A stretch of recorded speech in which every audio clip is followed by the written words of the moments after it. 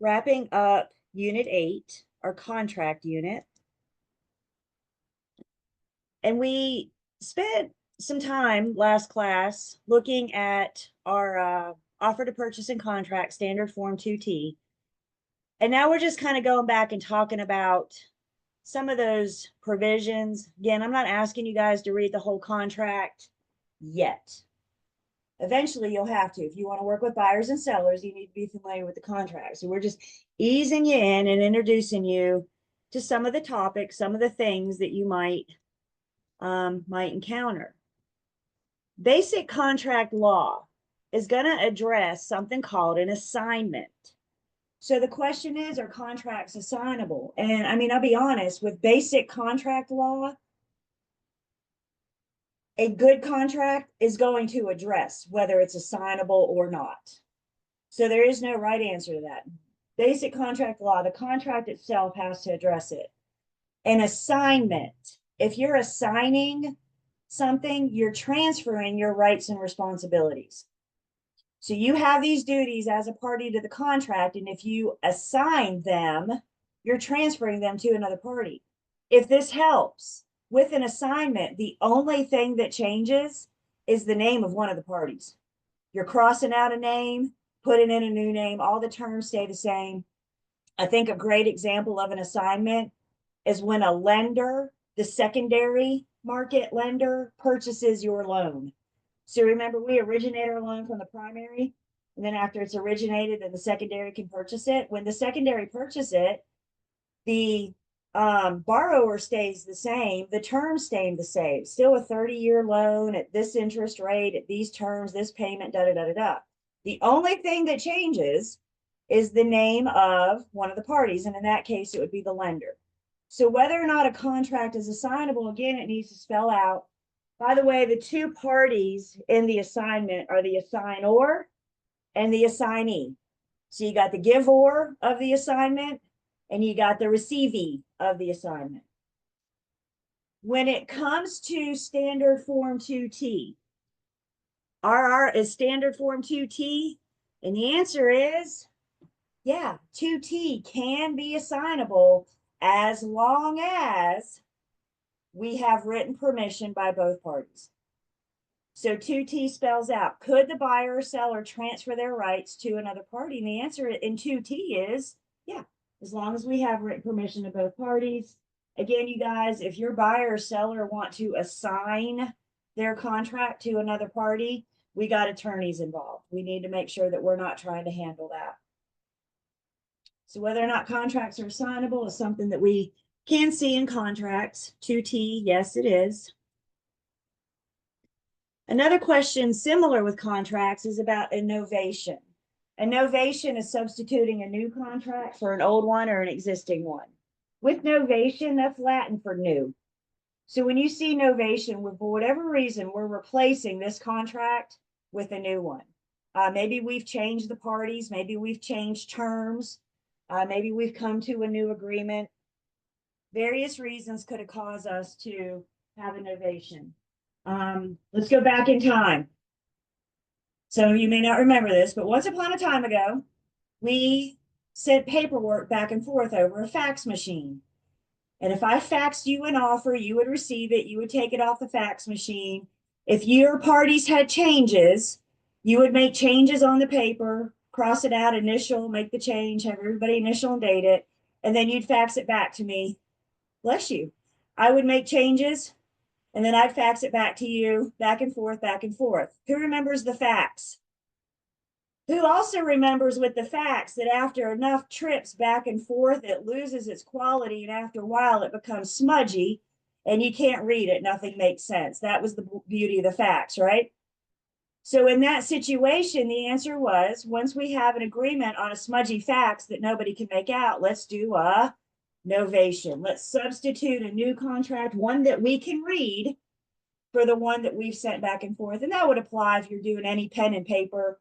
Anytime you do pen and paper, you know, ultimately, best practice is to have these contracts typed up, so everybody can read them. Sometimes my handwriting I look like a doctor. So you couldn't pick up a handwritten contract for me sometimes and understand what it is, right? So if you are handwriting a contract, you may want to do a novation and substitute a typed contract for the handwritten one. I had a personal experience several years ago and I was so excited because I was like, yay, I have a story for pre-licensing. So I was working with an investor, somebody, a flipper. He bought homes, flipped them, and then sold them. So when he was ready to sell, I listed the property. So he flipped it and I listed it. We got an offer. We went under contract. Congratulations to us, right? The buyer was getting an FHA loan. And remember, FHA VA loans are government regulated. So there's rules in there that are different than maybe conventional or something like that. I did not know this at the time. And obviously the buyer's agent didn't know it at the time either. But one of the rules of FHA is that a homeowner or the owner has to own the property for 90 days before they can convey, before they can sell their property. Y'all, when we signed our contract, no joke, it was day 89. And the lender called us and said, if we send this to underwriting, they're going to kick it back because rules are rules. So what did we do? Everybody was patient today. And tomorrow on day 90, we did a novation. We substituted a new contract. My goodness, those allergies, those pollens getting you guys, isn't it? I feel it too. So we substituted a new contract with new dates for the old one yesterday. So that way underwriting could keep it through. So anytime you're doing a substitution, it's a novation. Again, that's just Latin for new. Another contract term, and an important contract term, is something called the parole evidence rule. The parole evidence rule says the final written word of the contract will prevail over any previous negotiations, advertisements, etc. In other words, all final points of agreement must be in the written contract or else it doesn't count. Let's talk about that refrigerator. Refrigerators are personal property. Refrigerator is the most #1 negotiated personal property item. You're the listing agent. You're with the seller, getting their property ready to put it on the market. You know, every buyer you come across is going to ask you, does the fridge come with the property? So we can go ahead and have that conversation up front with the seller. Seller says, yeah, I'll leave the fridge, no problem. You put it in your advertisement, fridge to remain with an acceptable offer. You get an interested buyer. Buyer says, do I get the fridge? Oh yeah, you're going to get the fridge, no problem. Fridge is yours. We're all on the same page, right? But guess what? The fridge never makes it as an exclusion to person or an inclusion, excuse me, to personal property.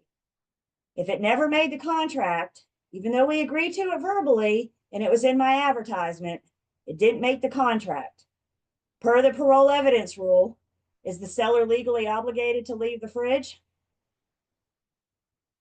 Nah, because the final written word of the contract will prevail. So it's important that we get all of the negotiated points into the contract or else it just doesn't count. And anytime somebody picks up their pen and starts writing, that is going to rule over any pre-printed language. So remember, you guys, brokers can't draft. I cannot do that. I cannot pick up my pen. However, the parties to the contract can.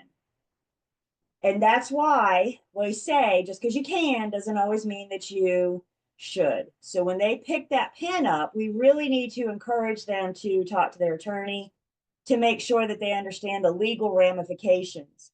Because whatever they do with their pen is going to override what was already there, what was already written. So parole evidence rule, the final written word of the contract will prevail.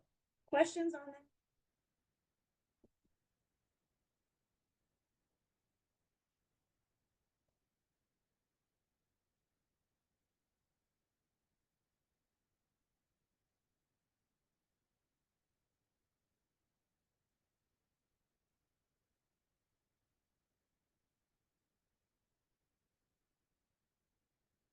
All contracts have to spell out remedies for breach. So if a party breaches, We tell you in the contract what your duties and responsibilities are. That's part of the contract, is it spells it out. And if either party doesn't do what the contract, the duties and responsibilities says that they should, then they very well might be in breach. And there's different remedies per different contracts. We saw a couple yesterday or Tuesday when we looked at our standard form 2T. And the first set of remedies we're going to talk about are money damages. The injured party or the non-breaching party could go after the breaching party for money damages as they are spelled out in the contract. So the first form of money damages are called compensatory damages. And this is actual damages. You're reimbursing the injured party for the money that they have spent related to this contract. And in 2T, we saw compensatory damages being awarded, an optional award to the buyer in the event of the seller's breach. So 2T says if the seller breaches, the buyer's entitled to get their due diligence back. They'll get their earnest money. And the seller should also reimburse them for any money that they've spent on inspections, appraisal, survey. The whole point of compensatory damage is to make the injured party whole again. We're not going above and beyond for pain and suffering. We're just trying to make the injured party whole again. We want to put the buyer financially in the same position they were in before they entered into this contract, before the seller breached. So in 2T, we saw compensatory damages as an option to the buyer. And again, if the seller's not willing to sit down and write a check, I mean, put real estate aside, if two parties can't agree to agree, then the judge will decide for them. So if the seller breaches and they're not willing to write out a check, then your buyer's option is take them to court, try to get their compensatory damages back. Another money remedy we saw in our contract on Tuesday was liquidated damages. This is what we awarded to the seller in the event of the buyer's breach. You may want to make a note that remedies in 2T is paragraph 23. So you can review those remedies if the buyer breaches, if the seller breaches. So if the buyer breaches, remember the buyer's not in breach until after due diligence. So if the buyer terminates the contract for any reason after due diligence, they are now in breach. And by the way, that is failure to get loan approval as well. The buyer terminates for any reason. The seller will be awarded liquidated damages. Liquidated damages are monies that are defined. This is monies that we agree to at the time we enter into the contract. We negotiated the due diligence fee. We negotiated the earnest money deposit. And the contract says in the event of buyer breach, the seller will keep the due diligence. They will get the earnest money deposit. And the seller's liquidated damages are their sole and exclusive remedy. Can they sue the buyer? Can they sue the breaching buyer? Sole and exclusive, guys, meaning liquidated damages, due diligence, and earnest money is all you get. So listing agents, make sure your sellers are good with these numbers when the offer comes in. What if the buyer never shows up to closing? The seller's going to want to go after them for everything they own and everything their family owns, right? But the contract says it's their sole and exclusive remedy.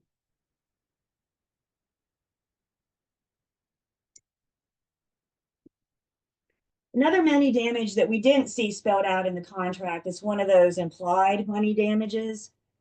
It's something called consequential damages. Consequential damages is an indirect loss resulting from a breach of party that you could have foreseen.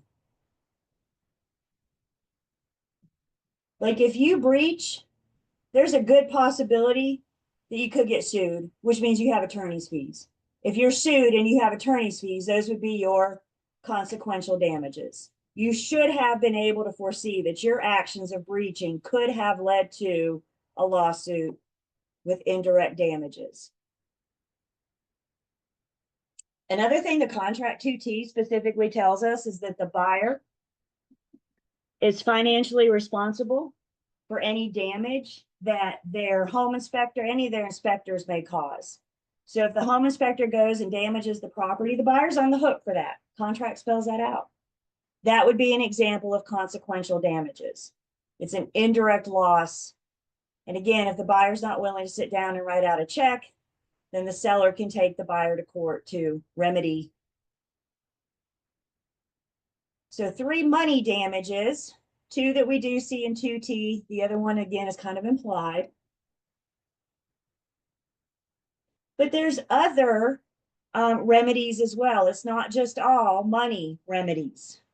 Another remedy that the buyer may have is to go after the breaching seller for specific performance. So basically, if the seller breaches, paragraph 23 in 2T says that the buyer's got choices. Either go after him for consequential damages or you go after him for specific performance. When you guys see specific performance, why don't you highlight the word perform? If the buyer's going after the seller for specific performance, the judge could make the seller sell. They could make the seller perform as promised. I'm hesitant to use words like never. So I'm going to say very rarely will the seller be able to go after the buyer for specific performance. The contract spells out the specific performance as an option for the buyer, for the breaching seller. And this is if the seller can sell. But if there's title issues, if they can't pass clear marketable title, the judge can't make them perform until they can. So it's just a matter of the seller can sell. So guys, if you're a buyer's agent and your seller terminates, your seller breaches, we need to sit down with our buyers. We need to read that remedy. We need to let our buyers know you got 2 choices. Either go after the money or you go after the property. And the buyer's going to look at you and say, well, which one should I do? What's the next thing that's going to fall out of our mouths? I think you should talk to your attorney. I can let them know what's in the contract, but I can't start spitting out legal advice because I have a sentence or a paragraph in the contract. Does that make sense, you guys? I can say this is what the contract says, but obviously in many cases, there's a lot more involved to it than that. So if that seller breaches and your buyer's looking for remedies, we should encourage them to talk to their attorney. Questions on specific performance?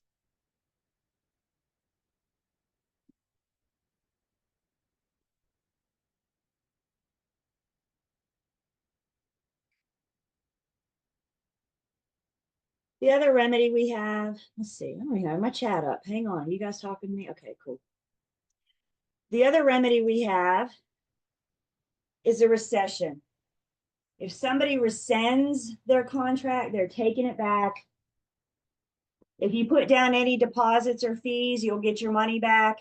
Basically, with the rescission, it puts both parties back in their original position. Both parties go about their lives as if this contract never happened. It just poof, disappears.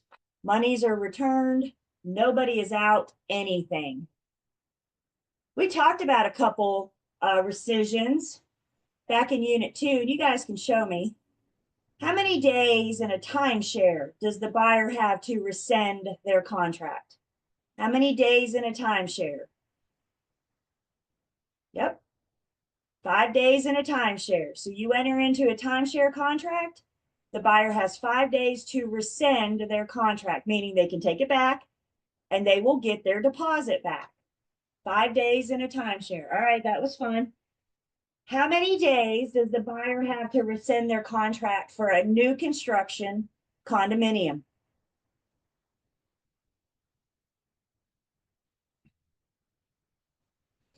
What we're looking for here is, yep, 7.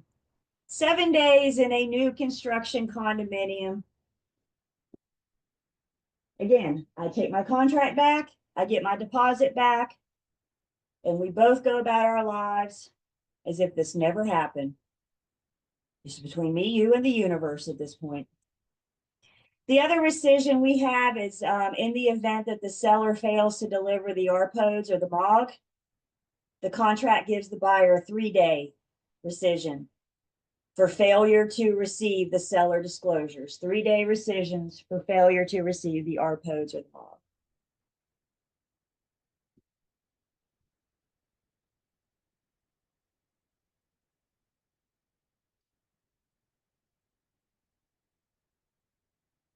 So to wrap this up, if the buyer terminates before the due diligence period, remember that due diligence period is a time is of the essence. It's this date at 5:00 p.m. That's pretty specific, isn't it? So if the buyer terminates at any point for any reason or no reason, all they have to do is provide written notice of termination to the seller. Y'all, they don't even have to tell the seller why they're terminating. All they have to do is provide written notice of termination before 5 p.m. on their due diligence date.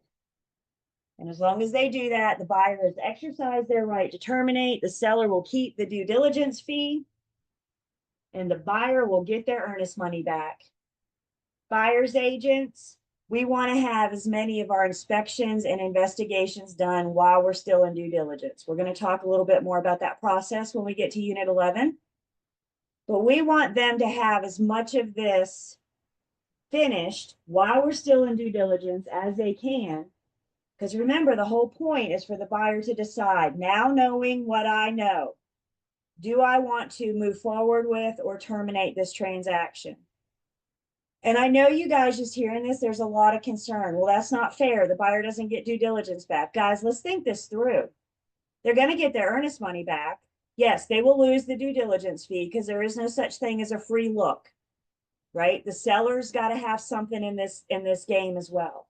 So the seller's going to keep the due diligence fee. That's what the buyer paid for, is the right to terminate. And in legalese, the right to terminate means you can terminate without any future consequences. So you pay for that right. Yes, the buyer's going to be out of the cost of their due diligence. They're going to be out of the cost of their inspections, their investigations.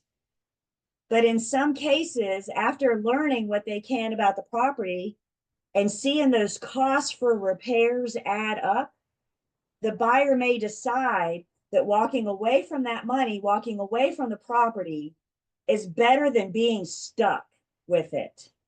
Remember, caveat emptor, the seller doesn't have to disclose much.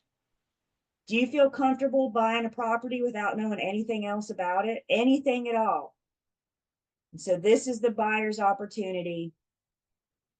The best I can do as a buyer's agent is terminate them within due diligence so my buyer can get their earnest money back.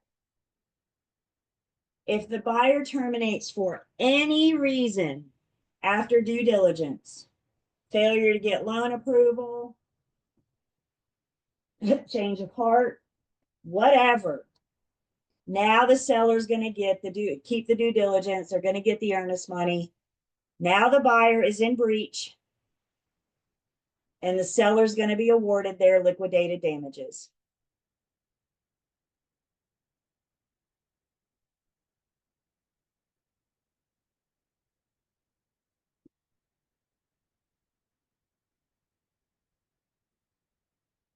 If the seller breaches, the buyer's got choices. Paragraph 23 says that the buyer has choices. They can either go after the seller for compensatory damages, they can terminate and go after compensatory damages, or they can keep this contract in effect and go after the seller for specific performance.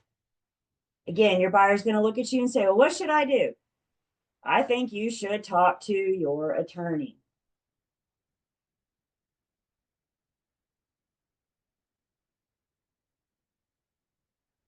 No more doom and gloom, because you know what? Sometimes these things make it to closing. So what if nobody breaches? What if nobody terminates and they actually close?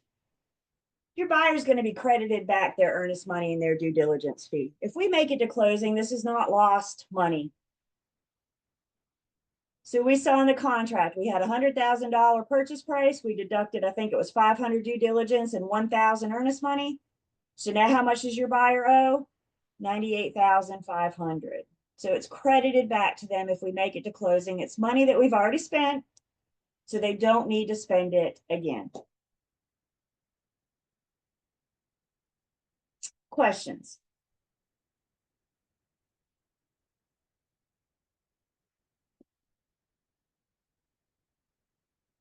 Can you just repeat the last thing you said? It's money they've already spent. So we're going to credit it back to them. Purchase price is 100,000. You give the seller 500 in due diligence. You put down 1,000 in earnest money. So now on closing day, you only owe $98,500.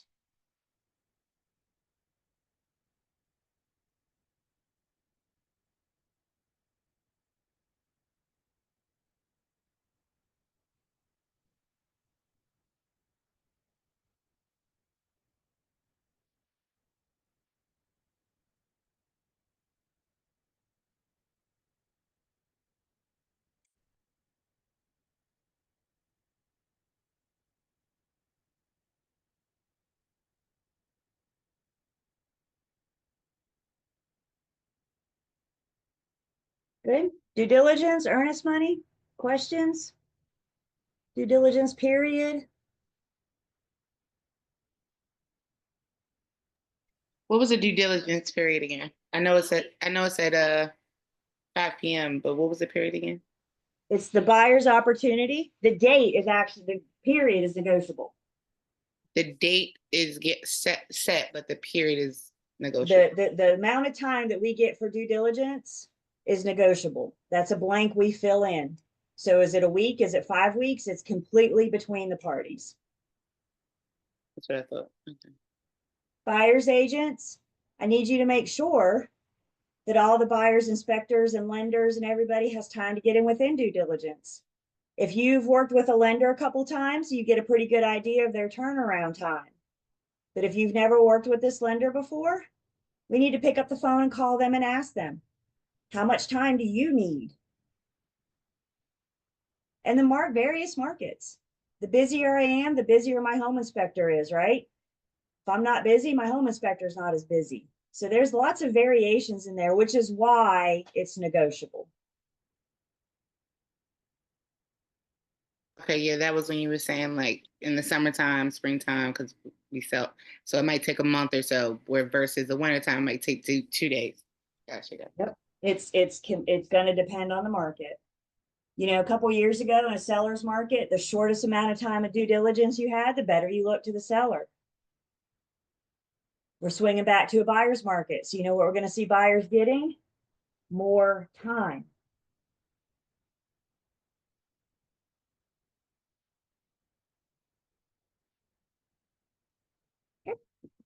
This last section of Unit 7, what did I say 7? Unit 8, we're going to talk about what I call some alternative conveyance options. Not everything is the traditional sale. Of Unit 8, this is the one to worry about the least. We're not going to see lots and lots of test questions from these alternate conveyance options, but you might see a few. So we're going to make sure that we hit the highlights, of course. So you may come across something called an installment land contract, something called an option to purchase, and we may also come across a preemptive right, various preemptive rights. So let's talk about, again, these are the less common. You know, I'd say of all of your careers, maybe you'll see these once, but we need to be familiar with them so we know what to do if they do come across. So some alternative or some alternate conveyance methods for non-traditional sales. And the first one we have is something called an installment land contract. And with an installment land contract, the buyer is buying the property, the seller is selling.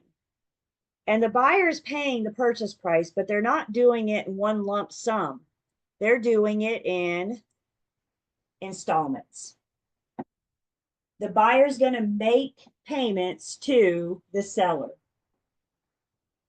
With an installment land contract, it's like you're buying a house on layaway. Once you make that final payment, then you get the product or the deed. So installment land contract is seller financing. Remember back in Unit 6, we talked about a purchase money mortgage, which is also seller financing. So the difference in a purchase money mortgage and an installment land contract is when the deed changes hands. Installment land contract, you're buying a home on layaway, so you're not going to get the deed until the last payment is made. With a purchase money mortgage, the deed changes hands at closing.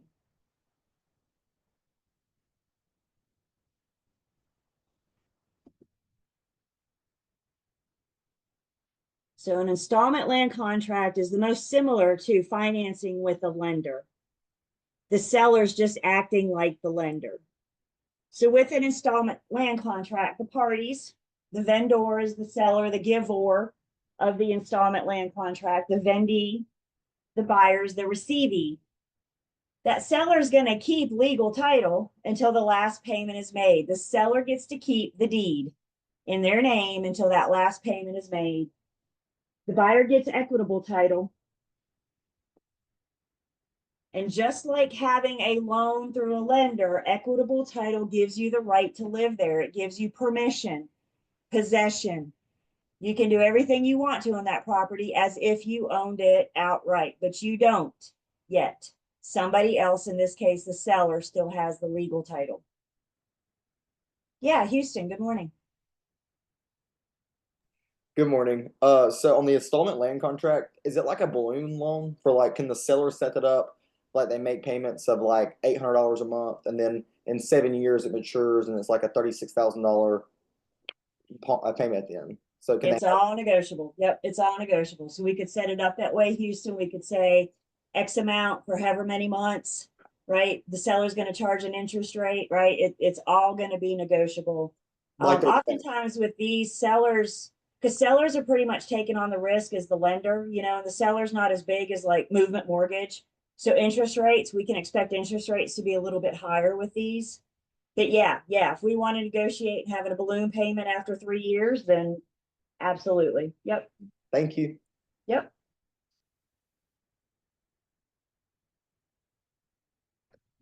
Pluses and minuses to everything, right? So some pros and cons just to get an idea. This could be if the seller's willing to work with the buyer in an installment land contract, this could be an option for a buyer with poor credit. Maybe we've had a recent run of medical issues, and we know what happens with medical issues, right? Those bills go up. And maybe those bills ruin their credit and the seller's willing to work with them. So maybe this could be good for a buyer if a lender can't, but the seller's willing to work with them. This could also be good option for a seller if the property isn't in the best condition. Maybe FHA and VA loans won't cover it, for example. So it could be, and maybe your buyer's a handyman and he knows what he's doing with a hammer and he doesn't see it as a challenge. He sees it as an opportunity, so this could be a good option for that seller for a hard to sell property. They could have a way for the buyer. Usually another pro, our down payment closing costs are a little bit less with traditional financing because we're not going through the lender. We're just going straight to the buyer. So down payments, closing costs, that's all negotiable. The big con, the big disadvantage for an installment land contract is for the buyer. And it's in the event of the buyer's default. And again, it's just like dealing with a lender. What do you think is going to happen in the event of the buyer's default? Remember, the seller still has legal title. So in the event of the buyer's default, the seller, there's a rule out there, or statute, excuse me, a general statute that says the seller has to give the buyer 30 days to cure the default. And on day 31, if they haven't cured the default, if they haven't come up with the amount due, then the seller can terminate the contract and evict the buyer. We're going to talk about the eviction process next week when we get into our property management landlord-tenant relationship. So the buyer defaults, the seller still has legal title. They could evict the buyer. And because the seller still has legal title, it's still theirs. So they can do, they want to do another installment land contract or sell it or rent it, whatever. Who can remind me, what's the act that says that there's certain documents that have to be recorded to be enforceable? Who says it has to be recorded? Ooh, I just kind of gave you a hint there. Yeah.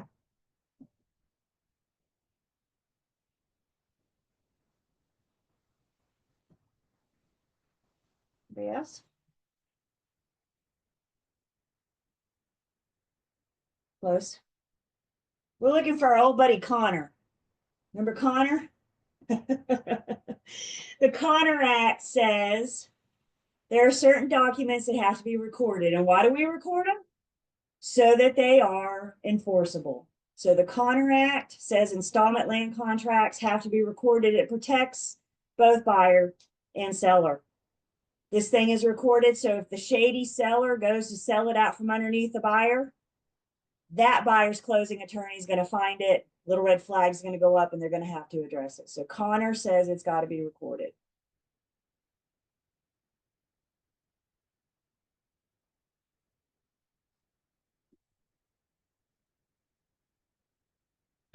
Another alternative conveyance method is something called an option to purchase or an option agreement. Again, I got two parties, the optionor, the giver of the option, and the optionee, the receivee of the option. With an option, there's only one promise made. And with an option, the buyer has not promised to buy. The buyer has simply been given the option to decide if they want to buy or not. So how these things work, buyer and seller come together, negotiate the terms like they always do. That piece has not changed. But the terms they're negotiating sound something like, if I buy your home, then I will buy it on these terms. So the buyer's been granted an option period to decide if they want to buy. Maybe it's 2 hours, 2 days, 2 weeks, 2 months, 2 years. It's all negotiable. And at the end of the option period, the buyer's got a decision to make. If they don't buy, the parties are done. If they do buy, we've now entered into a bilateral agreement. So this is a good refresher on our unilateral and bilateral. And the option to purchase is our only example in real estate of a unilateral contract. How many sides have to perform in a unilateral contract? Just one. The only side performing in the option, the seller's promising not to sell it to anybody else during this option period. And again, at the end of the option, the buyer's got a decision to make. You either buy or you don't buy. If you buy, we've entered into a bilateral contract. If you don't, oh well, it's all good.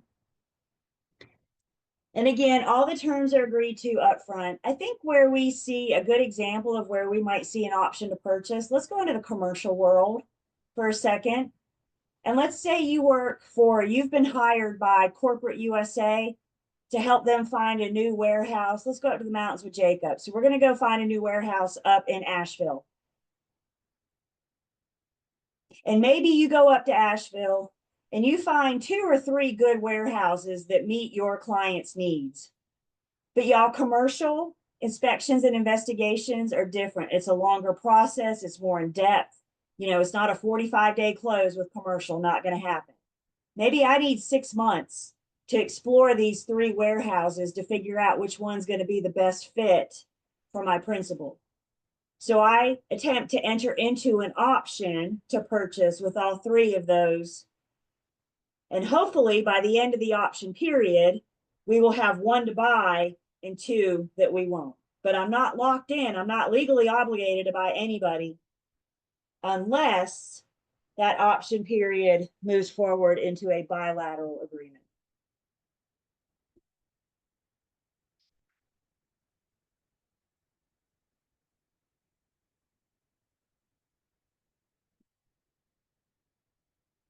Another thing that makes the option period so unique. Remember we talked about consideration? Are essential elements of a contract. One of those essential elements is consideration.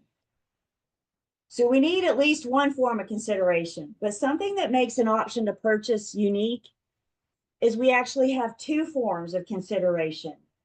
So the first form of consideration, we agree to the purchase price before, as we're entering into the option. Again, it sounds something like, if I agree to buy your warehouse at the end of this option period, then I'm going to buy it for X amount. We've agreed to the purchase price at the beginning of the option. The second required consideration is an option fee. I get that question a lot. Why would the seller agree to take their property off the market? Why would the seller agree not to sell to anybody else for 2 years while I'm exploring my option? And you know what the answer to that is? Money, money, money. There's usually a very healthy option fee that's paid to the seller at the beginning of the option period. And that fee is the seller's to keep, whether the buyer buys or they don't. They're paying for the seller to not sell to anybody else during this time.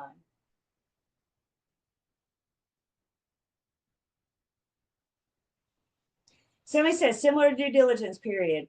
The difference is in due diligence period, we're in a bilateral contract. The buyer has already agreed to buy.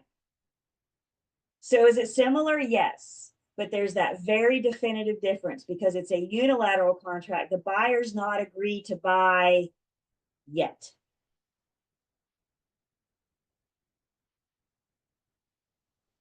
Good question. Thank you.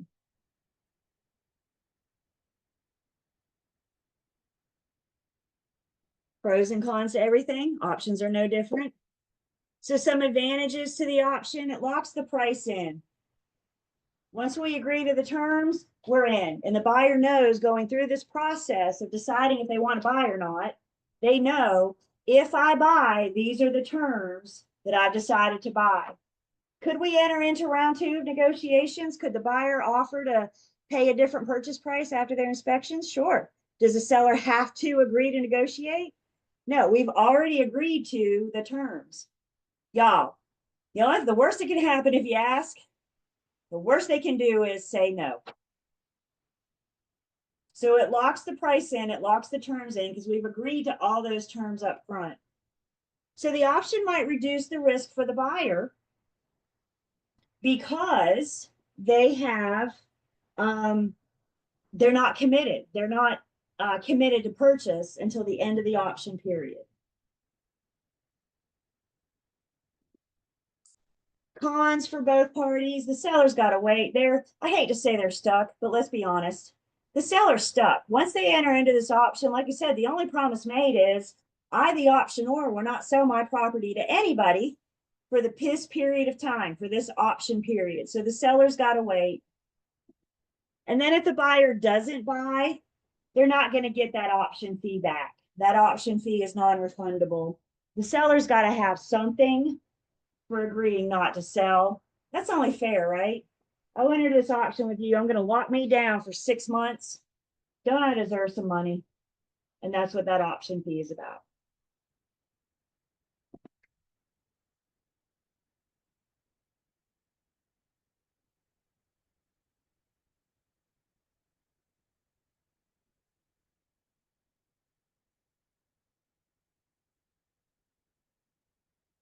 The other alternative conveyance method we have a couple options here, but both options fall under something called a preemptive right.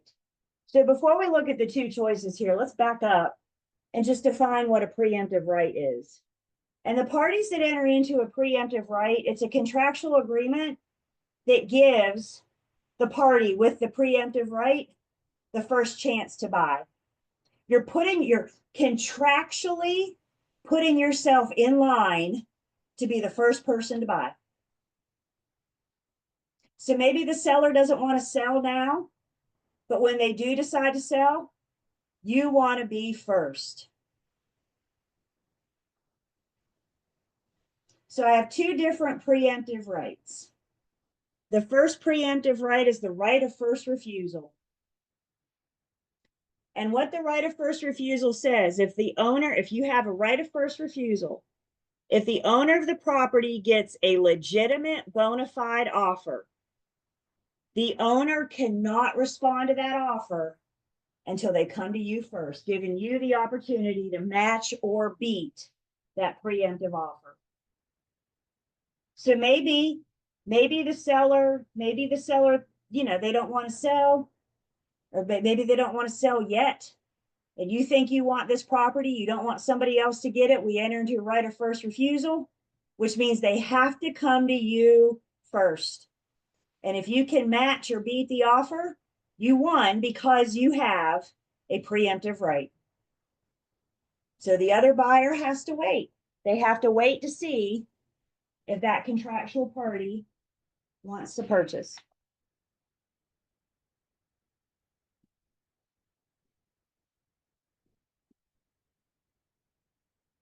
The other preemptive right we have is the right of first opportunity to purchase. The right of first opportunity to purchase says the seller doesn't want to sell right now, but when you do decide to sell, I want you to come to me first. We often see the right of first opportunity to purchase in leases. You get cases where you get the tenant there for 3, 12 years. And the tenant may want to buy, right? They know the home, they love the home, they've been living there for a decade.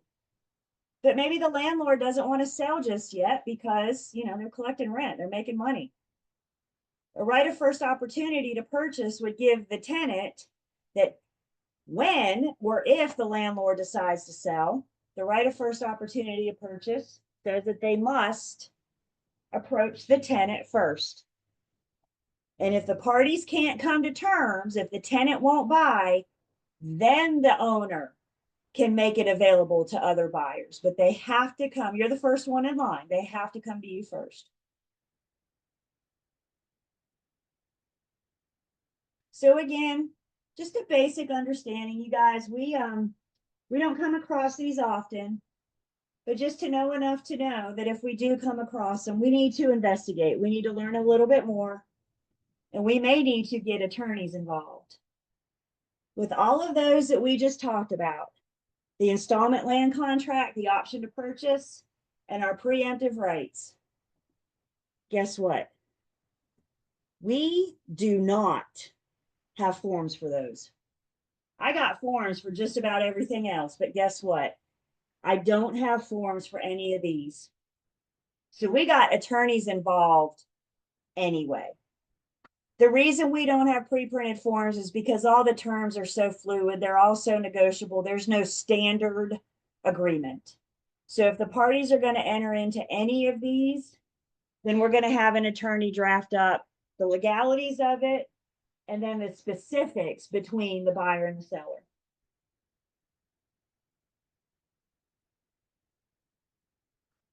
The other thing about any of these, installment land contract, option to purchase, or preemptive right, listing agents, if you receive an offer to do any of these, do I have to present them to my seller?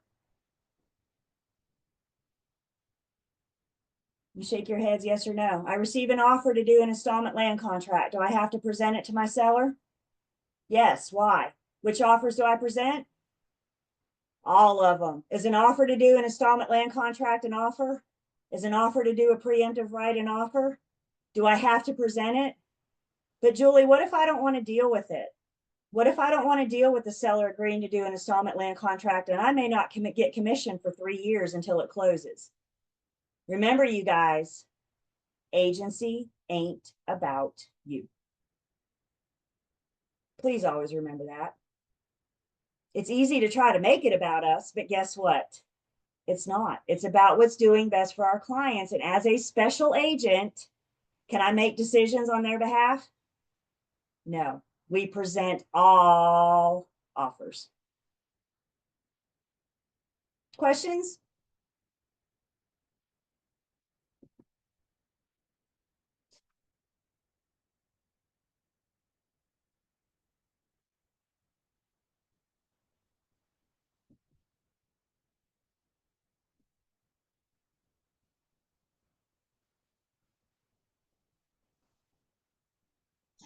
I had a question, Julie. So like, how would this interpret into like a question on a test if this was like, like what?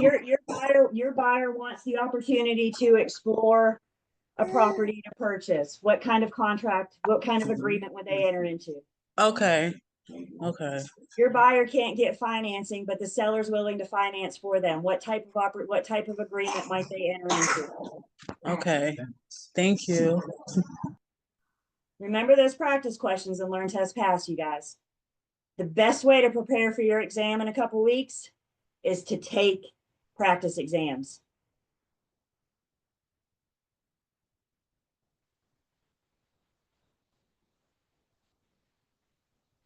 Okay, guess what, you guys? Unit 8. It's a big one. I'm going to put it right up there with agency. We had to create agency, and now in Unit 8, please hear me. Unit 8 is teaching me how to legally bind buyers and sellers. We got a big responsibility, don't we? Y'all promised me you would read the forms before you send them to your clients to sign. We're going to be familiar with them. We must be. That's what it means to be a fiduciary. That's what it means to practice old cart. Questions?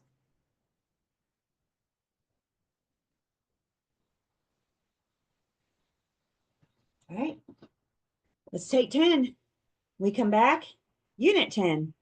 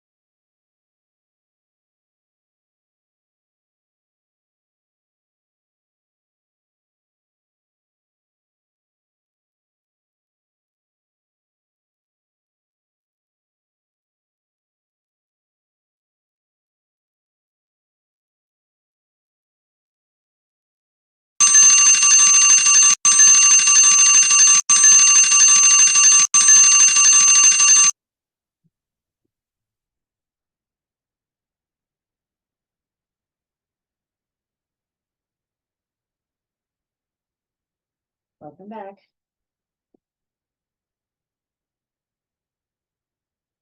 So I'm going to take attendance. Camera's coming on. Hello. And I am taking attendance.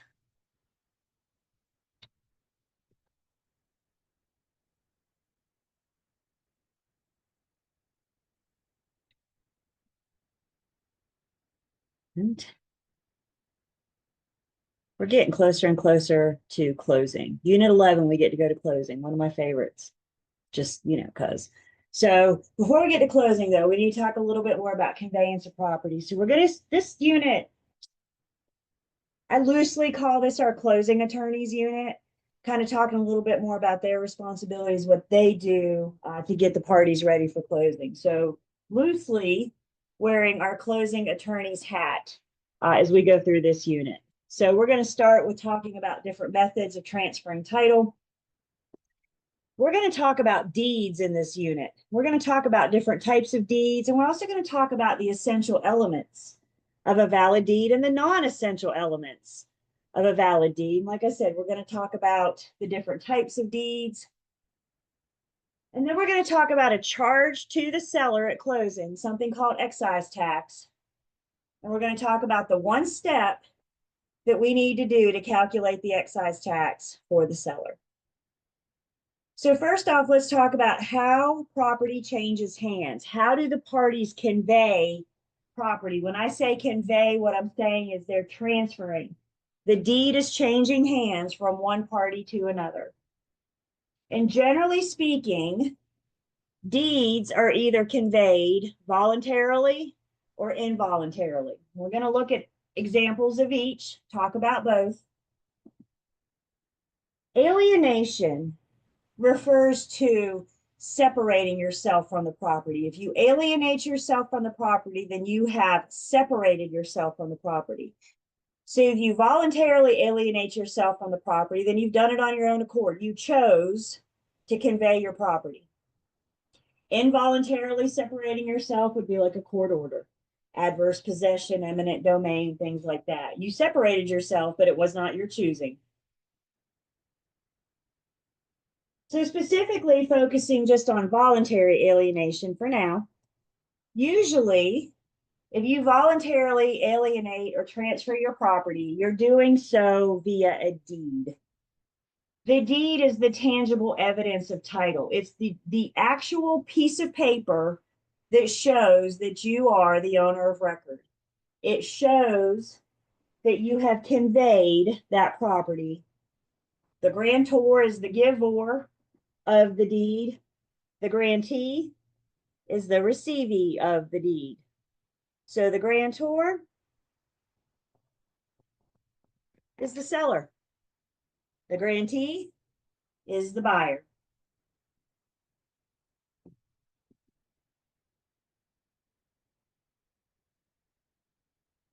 Thank you. With that transfer of deed, with that transfer, with that tangible evidence is the idea of title. Title is the idea of ownership. Deed is the actual proof. You own it. You have title. Don't you want something that proves that you own it? And that's where the deed comes in. We talked about our legal bundle of rights. Again, that's that implication. When you take property, you know what you're going to get. The deed is just the proof. So you may and will see these used interchangeably because we're saying the same things, just one is actual, the other is the idea. So voluntary alienation are typically done by deeds. And if there's ever a question about the validity of the deed, then who is going to look at the essential elements? Who is going to determine the validity of the deed? Me and you? No. That's the judge's job, is to determine the validity of the deed. And the judge is looking for essential elements. I always think of essential elements. Let's talk about cake. Y'all want to talk about cake? Has anybody ever baked a cake? Some of you? Everybody eating a cake? We all know cake, right? Okay.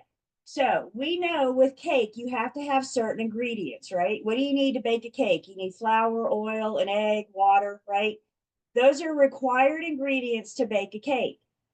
And if you don't put flour in it, then you don't have cake. So when we say these essential elements, it might help to remember of anything, of a contract, of a document, of a deed. Anytime we say essential elements, what we're looking for are the required ingredients. This is what the judge is looking for to determine the validity. So we hand a judge a deed and we say, hey, is this thing valid? And the judge is going to look for whether or not the parties have been named, grantor, grantee, both parties are named. The deed is going to list words of conveyance. Words of conveyance is something along the lines of, I, the grantor, convey my property to you, the grantee. It's actually got to spell out that the grantor is conveying the property to the grantee. Deeds need to have that legal description of the property.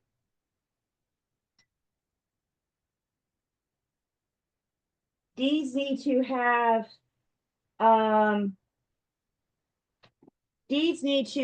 legal capacity of the grantor. And I just saw a typo here, so everybody hold up. Deeds have legal capacity of the grantor.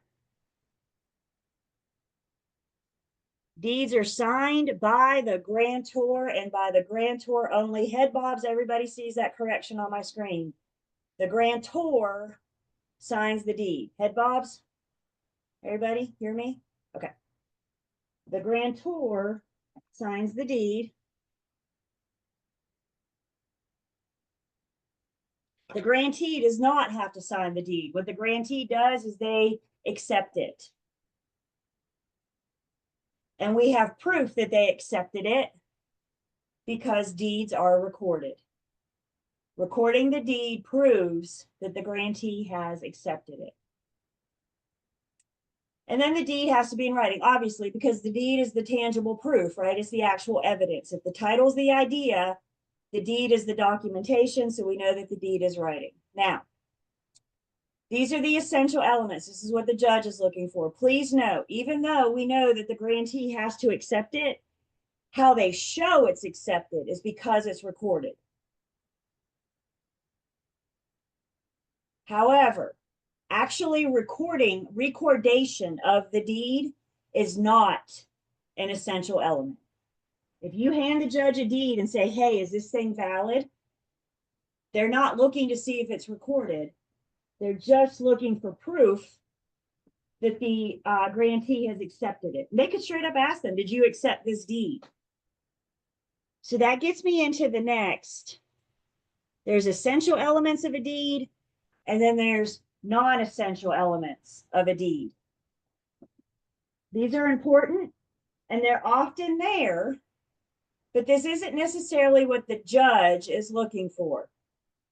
Let's go back to cake for a second. Do we like to put stuff on our cake?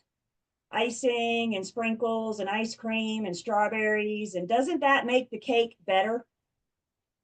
It's not required. If you didn't put icing on it, you still have cake, right? The icing takes it above and beyond. It makes it better. Guess what non-essential elements do? It's not a required item. It just takes it above and beyond and makes it better. The non-essential elements are the icing. It's encouraged that it's acknowledged. Sometimes these things are notarized, sometimes they're not. The judge doesn't care about the date of the deed, although the date is often there. Most deeds will list some form of consideration, but it's rare to see the exact amount. You're not going to see the purchase price, but it does need to reflect some sort of consideration in exchange for the property. Deeds don't have to be sealed. That's really old school, isn't it? Remember the old notary stamps and they kind of embossed the paper and you had that little raise, that rough point? Again, they can be sealed, they can be witnessed, but that's not what the judge is looking for.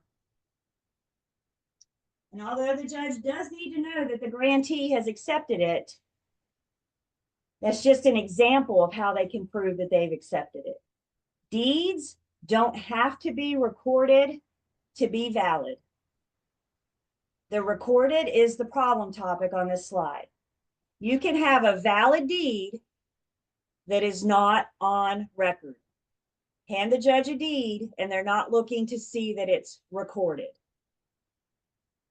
It's the icing, it's the sprinkles.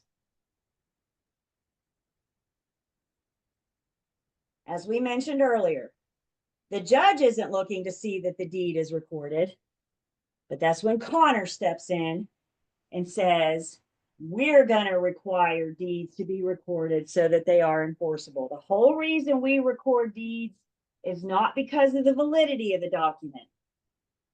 It's because the Connor Act requires it. There's a difference between the judge and the Connor Act. So a deed does not have to be recorded to be enforceable. It doesn't affect the validity of the deed. It's just Connor that comes in and says, if you want this to be enforceable against third parties, then the deed has to be recorded.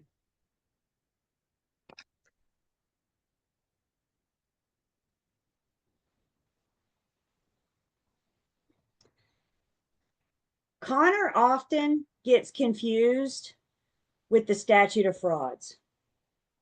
If Connor says we have to record, who can remind me what the statute of fraud says we have to do?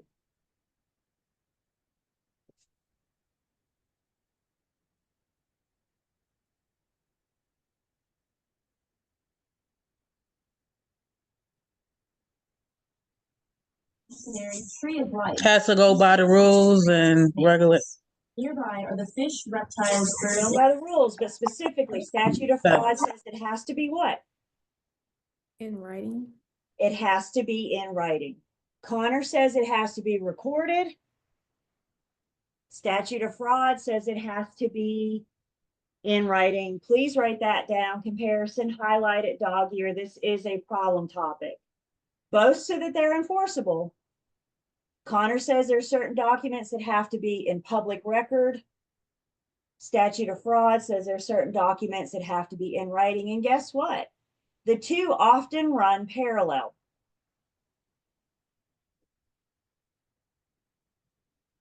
So deeds are recorded not because it's an essential element, not because the judge is looking for it. Deeds are recorded because the Connor Act says they need to be.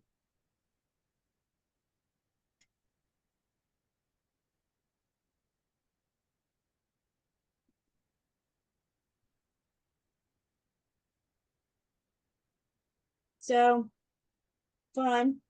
We don't just have one type of deed. We have several different types of deeds. We're going to go through and talk about the different types of deeds that we might encounter. The one you're going to see the most often, the one that comes with most transactions, the one that is spelled out in our offer to purchase and contract standard form 2T is the general warranty deed. This is the one that we deal with the most. The general warranty deed is the strongest deed because it offers the most assurance or the most protection for the grantee, for the receivee of the deed. The grantor makes promises through the general warranty deed to the grantee. And the promises that they make don't just cover the period of time that the grantor owns the property. I'm going to make you these promises from the time I owned it to the owner before me, to the owner before them, and back, and so on and so on. When I give you this deed, these promises that I'm making you are going to go back to the beginning of time. It's a pretty strong promise to make somebody if you just only own this house for like 2 years or 20 years or something, right? So the general warranty deed is the best deed for the grantee because it offers the most assurance. And the grantor says, hey, this is my deed. These are my promises. And I'm making these promises not just during the time I owned it, but back to the beginning of time.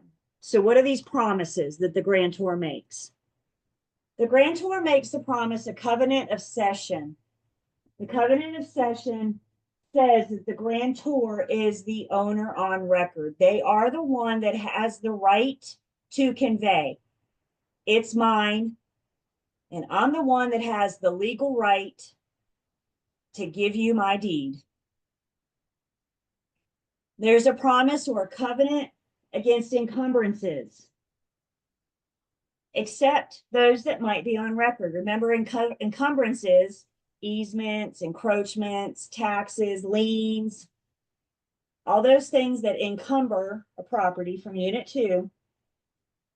Other than those that are on record, other than those that are going to convey, like easements. So the grantor, for example, with a covenant against encumbrances is promising to pay off all of their liens. Allow the grantee to start with a clean slate. There's a promise or a covenant of quiet enjoyment. There's no cloud on the title. Cloud on the title is some sort of false belief that the property is yours. So if I promise you, if I give you the covenant of quiet enjoyment, I'm saying nobody else can show up and claim this property. Nobody out there has false belief that the property is there. So the quiet enjoyment says you have the right to enjoy your property without interference from others that might try to claim it theirs. Covenant of further insurance says, hey, look, if there's a mistake, if there's something that comes up after I convey my deed, after I give you my deed, I'll make it right. I will come back and make it right. You're making big promises when you sell a house, aren't you? And then the other covenant, warranty forever. I'm going to promise you that this title is not going to fail going forward. I'm going to promise you that this title will be good for your length of ownership. And if there is an issue, I'll take care of it. Now, I know some of you are right now, many freakouts. Oh my God, I sold a home. Did I really promise all this stuff? Stop and breathe. So all current owners, I'm getting ready to talk about something in this unit called title insurance. So the question is, what happens if the grantor lies? What happens if some of these issues come up? And the answer to your question is title insurance. So bear with me and we will talk about that in just a second. So of all the things that the general warranty deed does, there are a few things that it does not do. It doesn't warrant that it's free and clear of all encumbrances. Again, you guys, people buy properties every day with easements. So I'm not telling you there aren't any encumbrances. I'm just telling you I'm going to take care of and address the encumbrances that I can.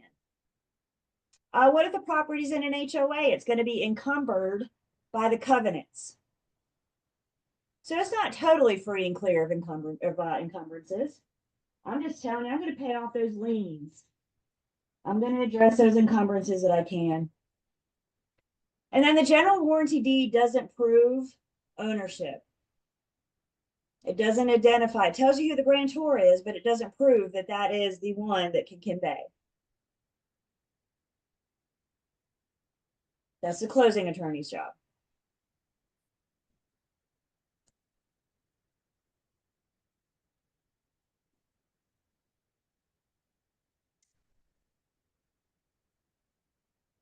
So general warranty deed, again, the one spelled out in 2T, the one you're going to see the most common, the most often in the real world.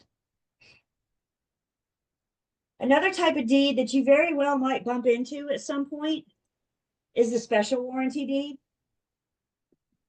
The special warranty deed doesn't make as many promises. And the few promises that it does make is only limited to during the time that I owned it.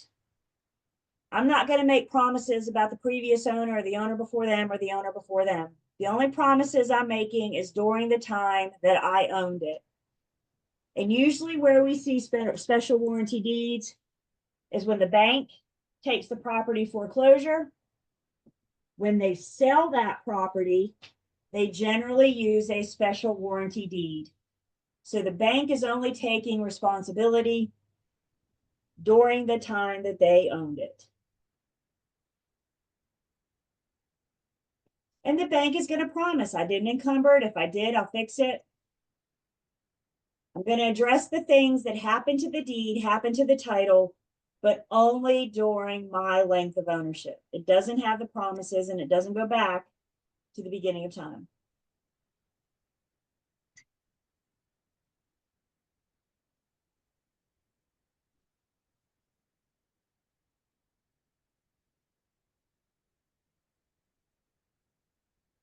Another deed out there, we don't see this much in North Carolina. Other states might use something called a bargain and sale deed.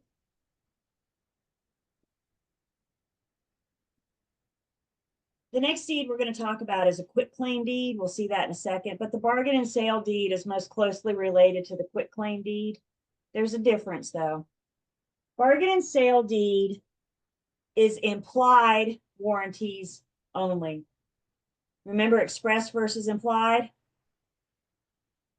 So the bargain and sale deed only has implied warranties. There are no express warranties. It's implied that you own the property. It's implied that you are the right to convey that property.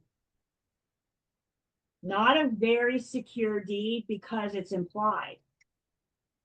So we don't use this much in North Carolina. You don't see this a lot, but evidently it's still out there because we're talking about it briefly. In North Carolina, what we're more likely to use is called the quitclaim deed. And the quitclaim deed doesn't have express warranties. It also doesn't have implied warranties. The quitclaim deed gives no warranties whatsoever. Basically, the quitclaim deed says, what I got, you get. So if I got nothing, what you getting? Absolutely nothing at all. Where we see the quitclaim deed in North Carolina, if we want to create an easement, if parties get married and they want to create a tenancy by the entirety, they would create that tenancy by the entirety using a quitclaim deed. That's what I did when I got married. The quitclaim deed allowed me to convey the deed from me to us. In the event of divorce, if the divorce decree allows one of the spouses to the title, to the deed after the divorce, that would be conveyed using a quitclaim deed. And we could also use a quitclaim deed to correct a mistake. Sometimes names get misspelled, sometimes property addresses are wrong. So if we find out after the fact of an error, again, we're not conveying anything, there's no warranties. So we'll see this with easements, divorce, marriage, mistakes.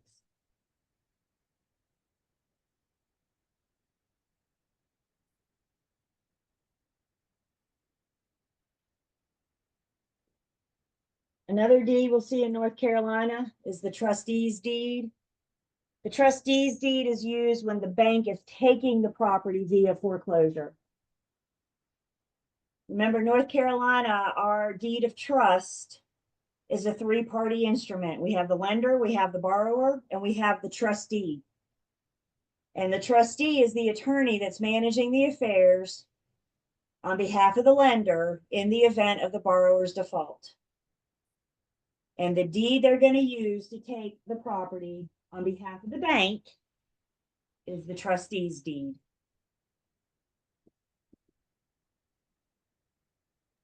Can you repeat that again? The deed that they will use if the bank is taking the property, the trustee is that third party that is taking the property on behalf of the lender. And they will use a trustee's deed.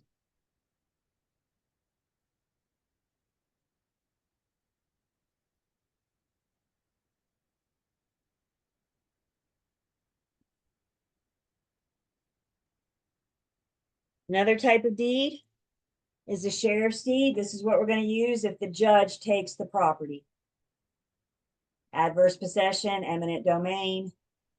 The court orders to take the property. And I always remember it this way. The judge themselves doesn't go take the property, do they? Who do they send? They send the sheriff to seize it. So the judge is taking the property, they send the sheriff, and the sheriff's deed will be used to seize the property.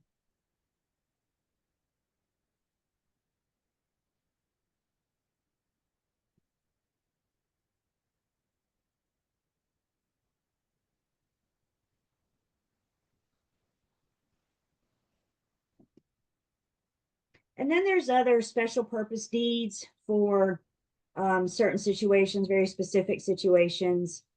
We said the quitclaim deed could be used if there was a mistake, a misspelled name or address or something. That's one option, to use a quitclaim deed. Another option might be to use a correction deed. So you buy your house, you look at your brand new deed, and my name is misspelled. Are you kidding me? Call your attorney. They might use a correction deed to fix the mistake. A deed of release. Y'all, this is what we get up and go to work for every day. You make that last payment to the lender, you've paid it off, and the lender is going to file a deed of release to release you from them. Doesn't that sound nice? The deed of release releases you, your lender's obligations, once you've paid off your loan.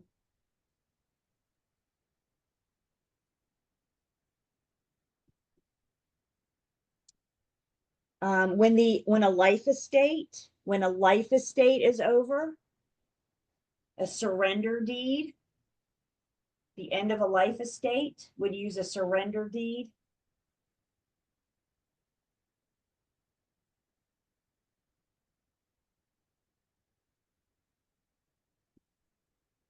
There is a deed of gift. You could gift your deed. Remember, all conveyances, everything, deeds need to have some form of consideration, something of value. So in a deed of gift, that consideration might just be love and affection.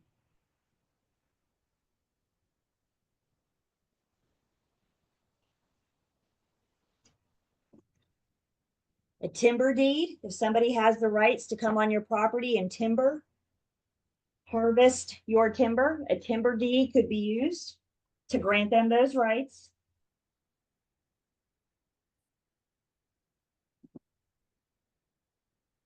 And then if you choose to sever your subsurface rights, you would sever those subsurface rights using a mineral deed.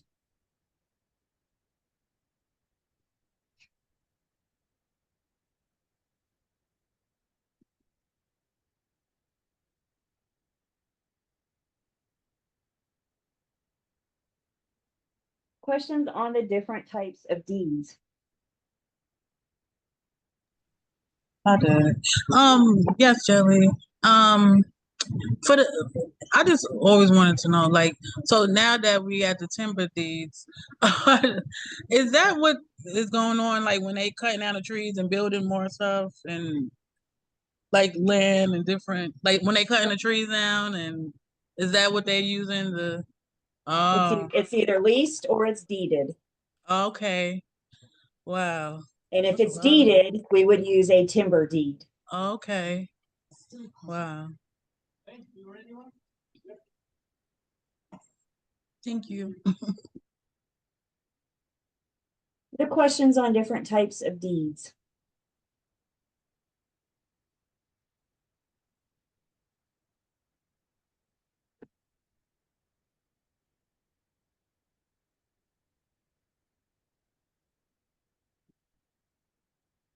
Homeowners, when you go to sell your home, got to pay something called excise tax.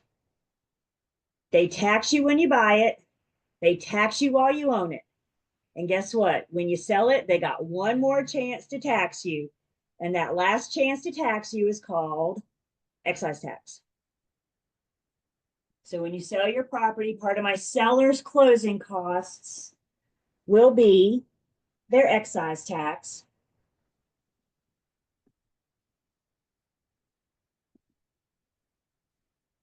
And there's a whole, you guys look in your books, there's a whole, I don't know. To me, they make it harder than what it is. So let's keep this simple. Everybody good? Let's just keep this simple. To calculate excise tax is always figured off of the purchase price. Excise tax is always figured off of the purchase price. And the definition of excise tax is that excise tax is 5/100ths of the purchase price. So how do we find 5/100ths of the purchase price? All we have to do is take the purchase price and divide by 500.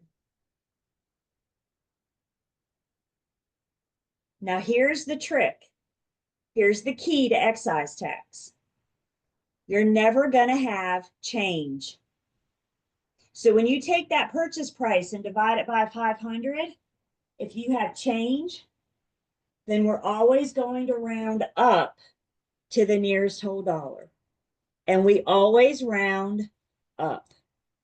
All rules of rounding just went out the window. So if we calculated this and I get 399.01, we are going to round up and the seller will pay $400 in excise tax at closing. So all we have to do is take the purchase price, divide by 500. If you have a whole dollar, you're good. If you have change, you need to round up to the nearest whole dollar.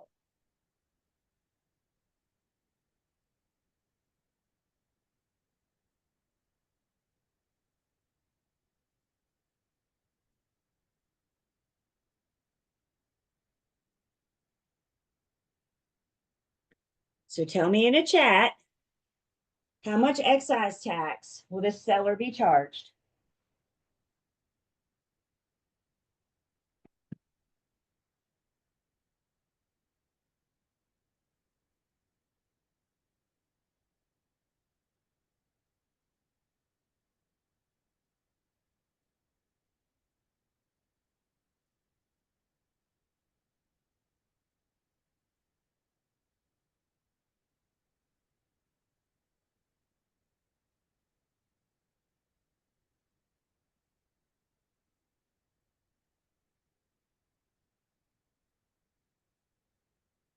Thirty more seconds and then we'll look at it.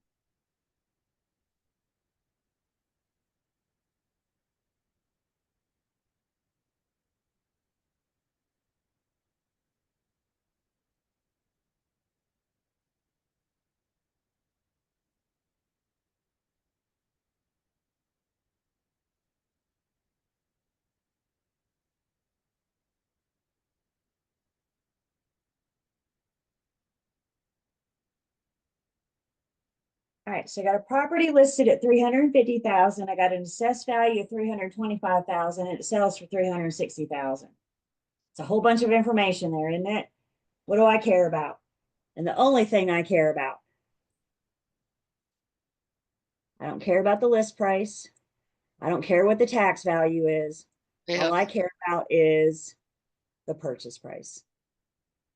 So I got my purchase price divided by 500 tells me that my seller will have a charge, part of their closing costs at closing, $720.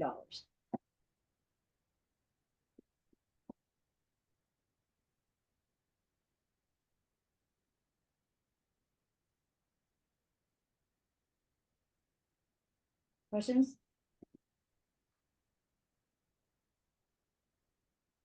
Okay. One more. Tell me in a chat what this seller is going to pay for excise tax. Well, that says buyer. I think they tried to trick you here, and I'm going to say that that's mean. So what I want to know is how much will the seller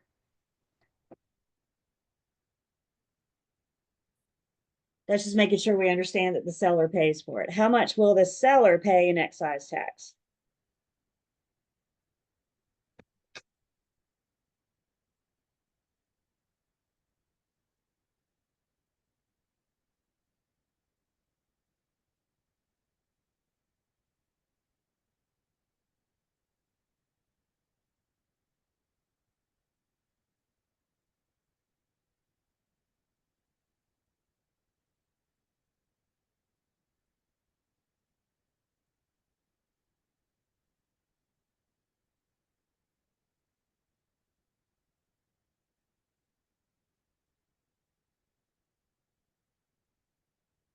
And remember, I'm not gonna have change. So I always need to round up to the nearest whole dollar.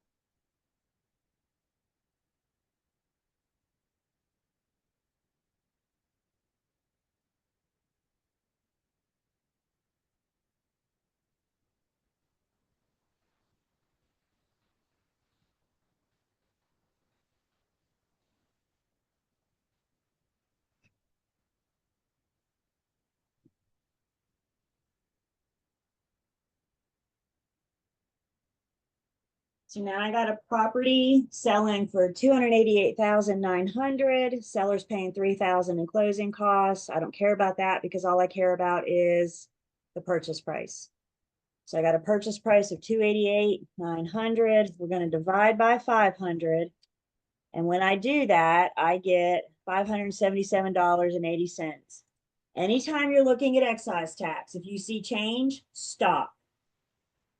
Never going to have change in excise tax. So I take my 577.80 and I round it up to the nearest whole dollar. So now the seller will be charged $578 at closing for excise tax.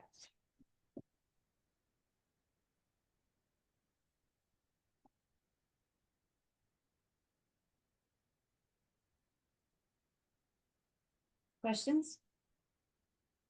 Closing is just off of the purchase price. Whatever the amount the buyer and the seller agreed to. Yes. I like this man. What's our formula say? You take what? The purchase price divided by 500. Everything else they give you guys is a distraction. Are they going to give you distractions? Oh, yeah. Questions?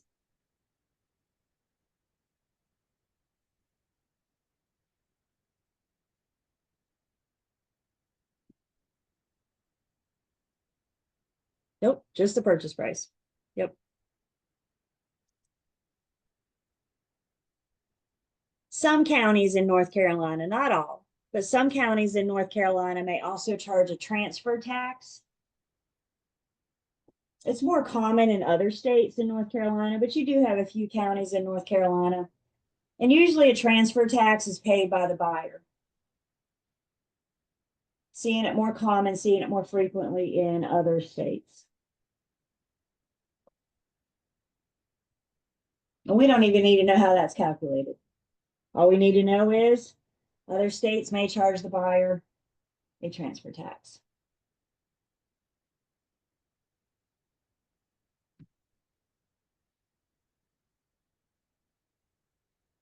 Yeah, Heliana, good morning. Good morning. So let's say you purchase a home, right? And decided to sell in 2 years, and you sold it for $500,000. So you divide it by 500. What's the leftover? Not the leftover. The the excise tax is what you pay. The Oh, seller not pays. in 2 years, but before 2 years. So that's the taxes that you have to pay. You don't pay excise tax until it closes, until you sell it. So Okay. while you own it, you pay property taxes. Mm-hmm. So then you pay your excise tax when you're selling it. Okay, I got you. Thank you. Yeah,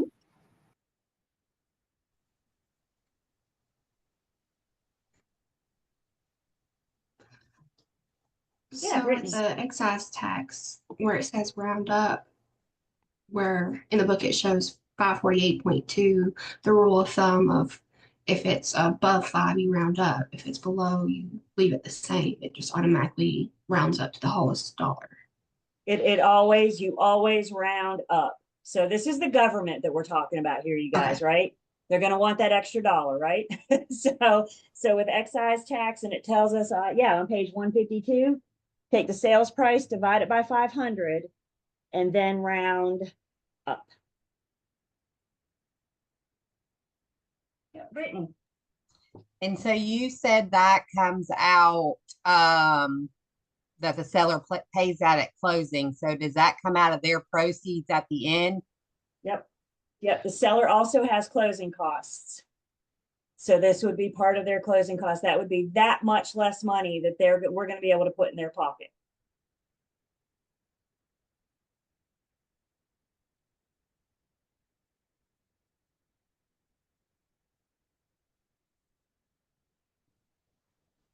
Yeah, Houston.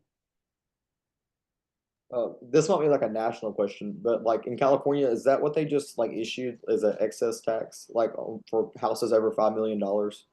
I don't know what California does, but they probably they're gonna do some kind of tax. It might be a transfer tax, an excise tax, some California tax, right? Okay. But all states have different taxes. Okay.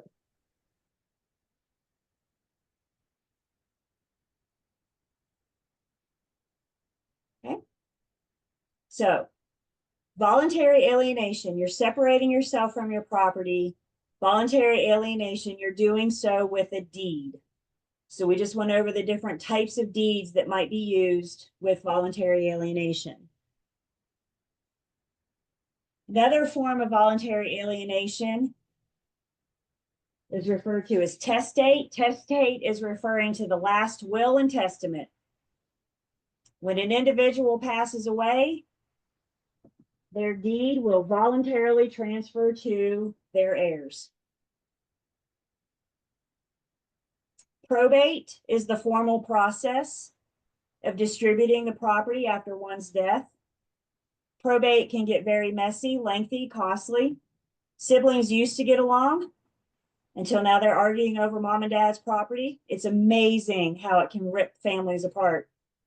Probate is often messy. Yeah, I did probate with my brother. And it was the most disgusting thing I ever been through in my I'm so sorry, Brittany, that you went through that. And most it's disgusting. unfortunate. It's unfortunate. To the point The that it one got so option- bad we lost the house altogether because we couldn't decide on what to do. So we got the house taken from us. Yeah, it was Wow. bad. I'm sorry. You know, something for us to consider that we actually mentioned in Unit 2, you might want to, once you get your license, don't worry about it now. But you know, you could set up a trust, and a trust would be a way to avoid probate. So if you've been through that, you might be more apt to consider that. Julie can help you with that. You're not going to be tested on that. Thanks. Yeah, You that, may want to consider talking to your attorney about setting up a trust. Testate is transferring your property voluntarily through will and testament, last will and testament. Voluntary alienation. Remember, you guys, right of survivorship. What's right of survivorship say? You have two owners. One owner passes away. I don't care what this person's will says. Right of survivorship says the other owner will get everything. So the question is, can a will overturn right of survivorship? And the answer is no. So you have two, let's say married people or two joint tenants with right of survivorship. And one passes away, I do not care what this person's will says, because right of survivorship says the remaining person will get it all. Now, when this person passes away, now their will kicks in. So a will is not going to override right of survivorship, tenancy by the entirety, or joint tenants with right of survivorship.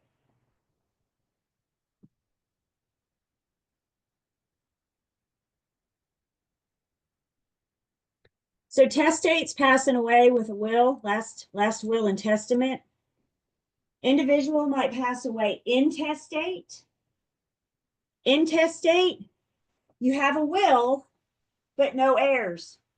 You don't have any identifiable heirs, I should say. So the state may attempt to find your heirs. They may attempt to locate or identify your heirs. So it's be transferred by descent. You have a will, but no heirs. You didn't leave it to anybody, no identifiable heirs. And that process would be intestate succession. They're trying to find somebody to pass the property on to.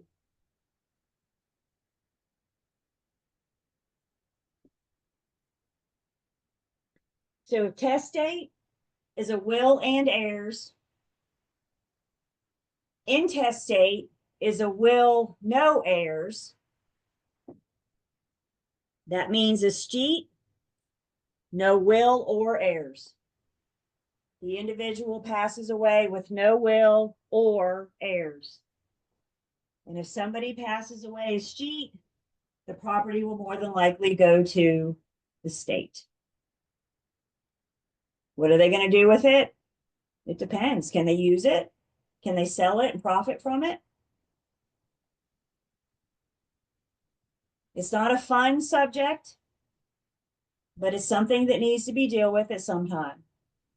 So once you get your license, especially if you have kids, get your wills done.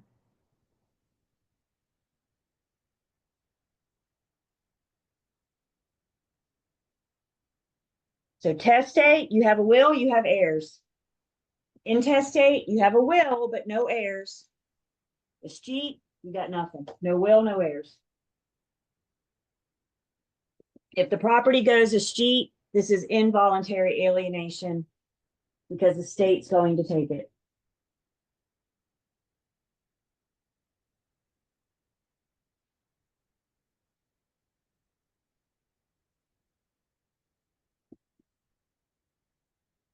Wills often may list devise or bequest. Devise is referring to the individual's real property. A bequest is referring to the personal property.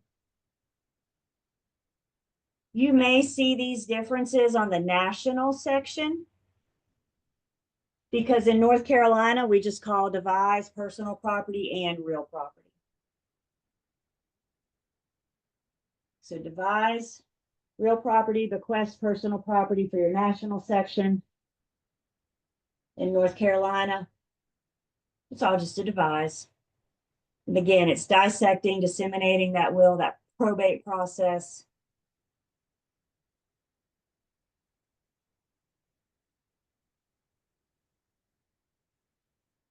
If you ever get called, and you will, if you ever get called to list a property that's an estate, and actually, you guys, with any property you're ever called to list, part of my duty, my responsibility before I list the property is to check the public records.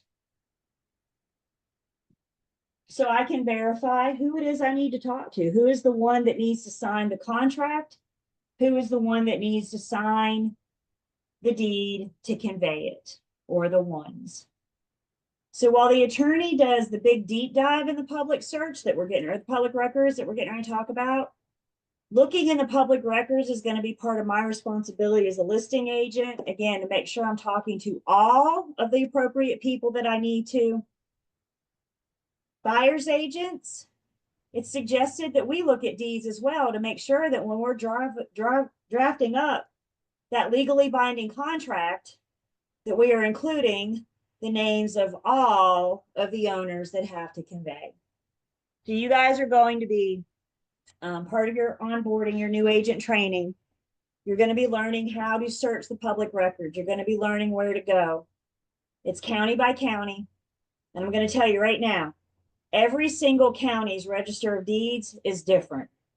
So the time you master Forsyth County and you get a listing in Guilford, it's going to be totally different, but it's all there. It's just a matter of hunting and pecking sometimes and learning it. But you have resources, you have your BIC. But we're going to make sure that we're looking at these public records so we know who we're talking to. I had an agent in my firm once, and she got a call from a lady and said, "Hi, we'll call her Jennifer." She said, "Hi, my name is Jennifer. My husband and I want to sell my house." And my agent said, "Great, sounds good." So everything this woman said was Jennifer and my husband, Jennifer and my husband. So my agent pulls the deed, and the deed says like Jennifer and Mark. So she goes to the home for the listing appointment. Jennifer opens the door, and she said, "This is my husband, Steve." And my agent who pulled the deed knew that Steve was not on the deed. So who the heck is Mark? Mark was the ex-husband. I don't know why the deed wasn't refiled after the divorce, but it wasn't. So now we got Jennifer and Mark listed on the deed. Jennifer's remarried to Steve. Oh, and guess what? Mark has remarried too. How many people do I need on board to sell this house? Yep. And guess what Jennifer said? "I doubt Mark's going to sign anything." And my agent said, "Then I doubt I'm going to list anything until the four of you get together." And y'all, I'm not gonna lie, Jennifer got upset. You're not gonna list my house? My agent said that's absolutely correct until the four of you get together. Because y'all, why are you gonna list it, market, advertise it, go through the contract to closing process just to get to the closing table to find out that the seller can't convey because Mark and his new wife didn't show up? Is everybody with me? We pull the deed up front to make sure we know who we're talking to, that those are the people that need to convey. We're verifying that information. Questions on that? Okay, so yeah, so what if okay, now you need Mark to show up, right? Mark and his Yeah, wife. because he's on the deed. Yep. Right, they're on the deed, but in the divorce decree, Mark lost the house, right? Like But for say some reason, they never updated the deed. right, I so don't know why, does but what's Mark the deed say today? so now is Mark and his wife entitled to the money from the sale? They're on the deed. Oh How my it worked out, how the money, how is it 50-50? Is it 25-75? That's between Mark and Jennifer. I wow. need everybody to show up at closing to convey. That's my responsibility, is to make sure the people sign. What they do with the money afterwards, I don't care. I'm fighting Mark. Cause you ain't getting $1. I didn't upgrade. I kind of blame the divorce attorney. I don't know why the divorce, and maybe that's the way they decided to settle the divorce. Maybe they Okay, so what decided if I'm in that well, no, because I would never get in that process because I did my part before I got involved. so if somebody else got involved in that process and we made it to closing, the seller's in breach, which means the buyer can go after consequential So that damages so for that specific puts us in performance. the, let me use the right term, delinquency. They would be in that delinquency era and they would It's not get, it's the I get remedies. my money. What The is it? buyer, consequential damages, Uh-huh. specific performance for seller breach. Dang. Okay. Are we gonna see why we need to have these conversations up front, you guys? You So we just have a wasted all really that long time and money. conversation prior to doing anything. It sounds some real good conversations. Gotcha. We got to do our research before we sign that listing agreement. We're not going to take the seller's word on it, are we? Because you know what? There's an old saying in this industry: buyers are liars and sellers are too. So we're going to verify, we're going to research, we're going to look it up. It protects me and it protects my client. So all that research, all that, you guys, that's coming. I do not want you worrying about that right now. Wait till you get to your affiliate with your firms to worry about that. Fair enough? But it just goes to show the importance of you and I doing our own due diligence, of doing our own inspections and investigations. Because I don't want you guys to be looking at Jennifer going, who the heck is Mark? Right? Or Steve or whatever. I lost track of my names.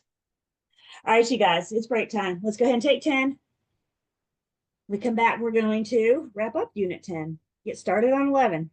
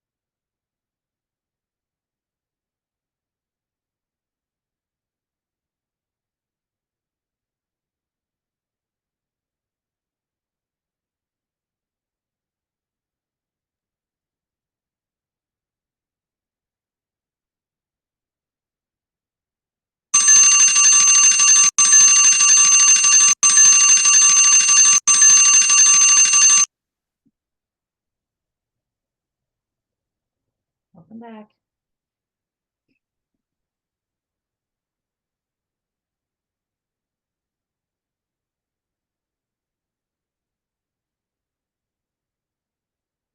No. I'm taking attendance.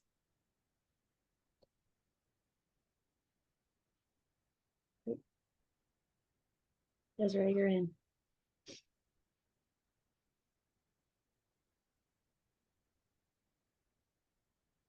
All right, so the attorney, we're gonna talk more about the attorney, but they're public records, which means we all have access to them. And guys, we as brokers, as we were saying, we as brokers need to do our due diligence to make sure that we're working with the appropriate parties, to make sure our buyers are legally obligating themselves to the appropriate parties. That makes sense, right? We're verifying for ourselves. And what do we document? Everything. So when you find a couple deeds, you can screenshot or you can download those deeds. You're going to document that stuff when you look at public records and that kind of thing. You know, at least if you do a screenshot, it gives you the date and time stamp that you looked at it, right? So keep that in mind as we are doing our own due diligence going forward. Not to worry about just yet. So with voluntary alienation, again, you have chosen to separate yourself from your property. The other one we had was involuntary alienation, which means you didn't choose. It was decided for you.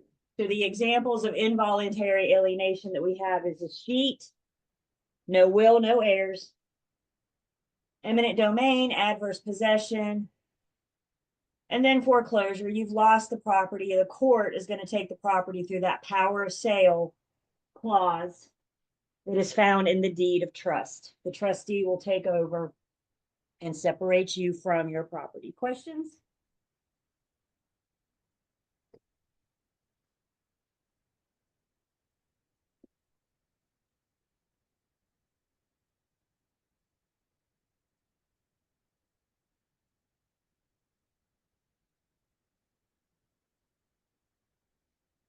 All right, let's talk about that attorney. Try the purpose and basic process of a title search, the purpose and the different types of title insurance. So as we just said, how do I know who owns the property? How do I know who has the right to sell? That's where we're looking in public records. Public records gives us not only the current, but the history. So one thing the attorney is going to do when they do their title search, theirs is a lot more in depth than ours is. I'm only looking for the current, right? I only want to know who I need to talk to. The attorney's title search is looking at the current owner and the owner before them and the owner before them and the owner before them. The closing attorney is doing a deep dive on the title to find anything that could affect the title, not just during this current ownerships, but through like back to the beginning of time, anything that could encumber or affect the title from the beginning. So the title assurance is the attorney's assurance based on their opinion of their very thorough title search.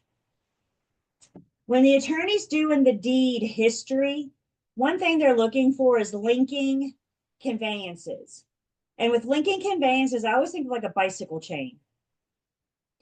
The links, those chains have to link to convey. So what the attorney is looking for is they're looking at all these deeds. Give me 1 second to make sure I do this right.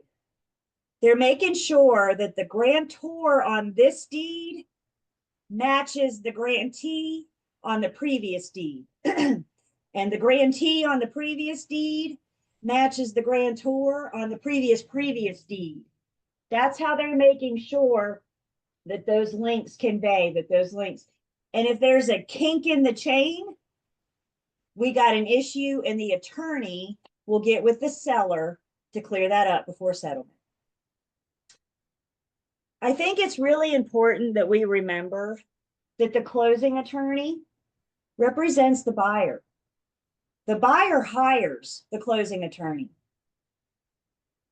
And as the attorney's buyer client, they owe it to their buyer client to make sure that what they're receiving is clear marketable title. And if anything is preventing their buyer client from receiving clear marketable title, That's what they are addressing before it conveys. The attorney has the best interest of the buyer. So this title assurance is the attorney's opinion. I've searched these deeds. I've done the linking chain of conveyance. Everything works out. It's my opinion that this is good title. It's my opinion that this is free, clear, and marketable title. So what if? What if it's something that comes up later that wasn't recorded? What if there was a faulty document? What if there was forgery discovered after the fact? There's lots of what ifs, right? If any of the what ifs come up after settlement, that's why the buyer client has title insurance. We know how insurance works, right? It's there to protect you if something bad happens. Title insurance is there to protect your title in the event something couldn't have been discovered in the public record search, or in the event somebody comes back later and claims title or tries to claim title. Title insurance protects the current owner from errors of the past. The current owner from errors of the past. Things that previous owners did before you took title. That's why you have title insurance. A little bit more on that in just a second. But back to the attorney doing their title search, their title examination. So the attorney is going to review not just any of the recorded documents that they can find. They're going to review everything that they can find. Again, they're doing a much more deeper dive than what we are. And depending on the title, if everything looks okay, the attorney might do what's called an abstract of title. Maybe go back 30 years. If they go back 30 years and they don't have an issue, they may claim that that title is free and clear. With the abstract of title, think of like Cliff's Notes. It's the abbreviated. If they find an issue, then they're going to do a deep, deep dive and go back as far as what they need to. So after the closing attorney does their title search, again, if they find any issues, they're going to get with the seller to clear them up. Maybe it's more money the seller has to pay. Maybe the closing attorney and the seller have to go stand in front of a judge and request a quiet title, request that these issues be addressed. But the important thing to always remember is that the seller's number one obligation, their number one duty, is to provide clear, marketable title. And the attorney is going to make sure that that's what they are doing because that's what's best for their buyer client. So once the attorney does their title search, then the attorney provides their opinion on title.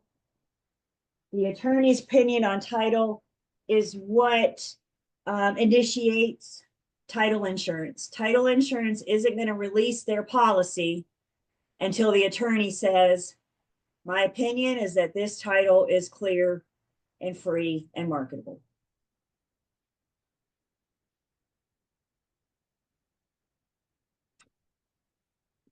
North Carolina, we have something called the Marketable Title Act.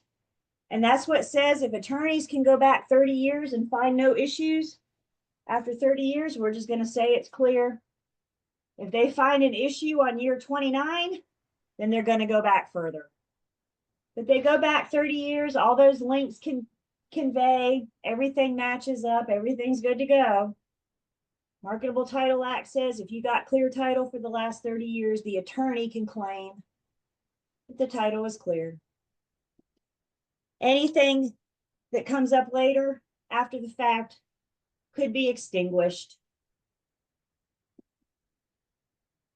The title, Marketable Title Act kind of takes the what if out of that. What if something on 31 years? Marketable Title Act says it's good. It's good.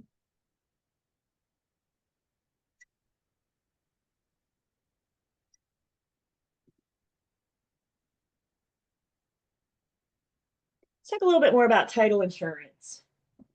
So title insurance is an indemnity policy, which means the title insurance company, they're going to correct or reimburse if an issue comes up. Title insurance doesn't kick in until there's an issue.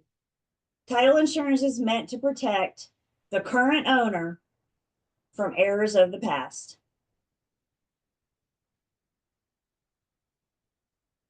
The closing attorney can only research things that are on record. But oftentimes there could be other issues that never were on record, and there's nothing the attorney can do to discover those. So if they pop up after you buy, that's why you have title insurance. So typically speaking with title insurance, if the buyer comes with a lender, there's two policies. If the buyer comes with a lender, title insurance is required, period, end of story. If it's a cash buyer, title insurance is highly recommended. But it's only required with a lender. And there's two policies, one for the current owner. Today they're the buyer, tomorrow they're the owner. So there's the owner's policy. The owner's policy covers the current owner for as long as they own the property. So if you own it for 2 years or 20 years, your title insurance policy has you covered. The lender's policy is going to cover for the lender for as long as there's an outstanding loan.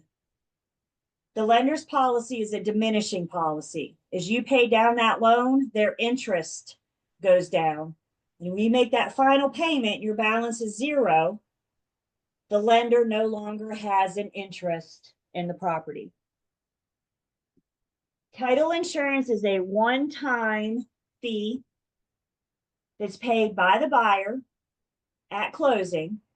It's not like they don't have to renew it. You know, our car insurance, we have to renew every year. Title insurance is a one and done. Pay for it one time at closing. The lender will let you pay for their policy. And you pay for that one time. And you, the owner, are covered for as long as you own the property. And the lender is covered, protected. Again, just covering everybody, protecting everybody from errors of the past. So the question is, why does the lender require this? If the attorney is doing this very, very thorough search of the public records, why do we have to have title insurance? And as we've mentioned, the attorney can only review documents that are on public record. So there could be other issues that could come up that's not on public record. What if the grantor was later determined that they were not of their right sound mind when they conveyed the property?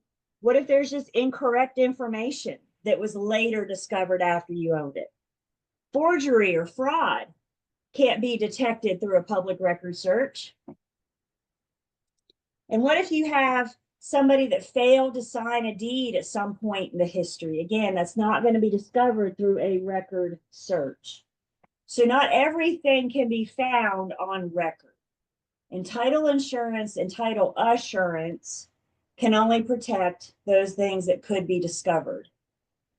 The reason we have title insurance is for things that can't be discovered.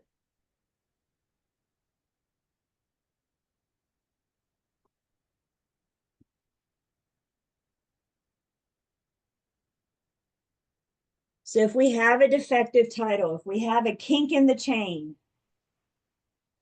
then the attorney is responsible for getting with the seller and doing whatever it is we need to do to cure that, what's referred to as a cloud on title.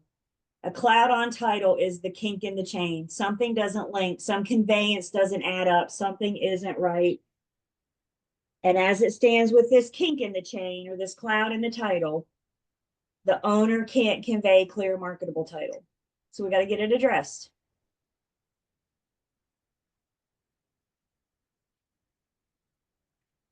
And remember, you guys, the seller is still the owner. So if something comes up, title insurance protects the current owner from errors of the past. So if the attorney discovers something that happened before the seller owned it, that's an example of when the seller's title insurance will kick in. It protects the current owner for errors of the past. So the attorney finds a cloud on title. They contact the seller. The seller says, well, I didn't know that wasn't discovered when I bought. And that's when their title insurance will kick in to address it.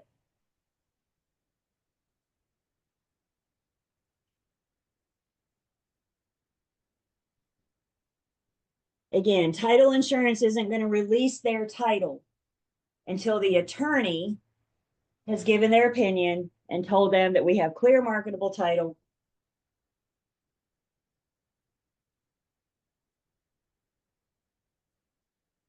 It's there to protect the current owner. It's insurance.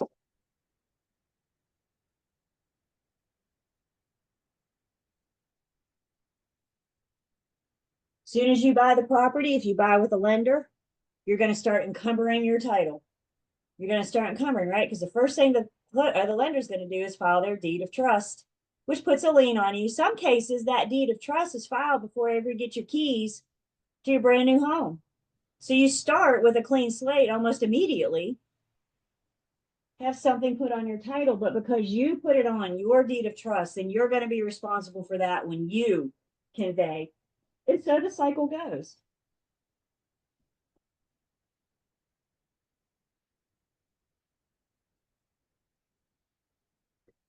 Some title insurance companies, by the way, this is another good reason to encourage the seller to have it.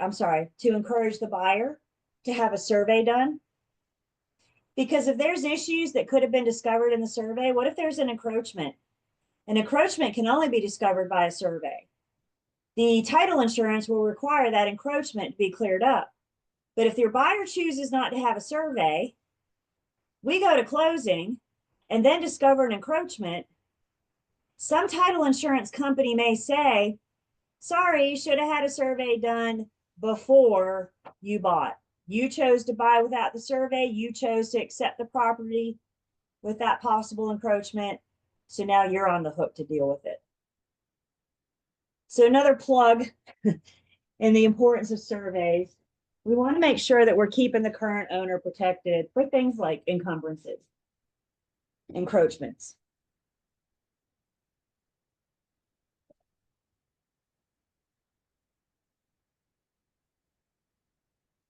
So, title insurance, how often is that premium paid?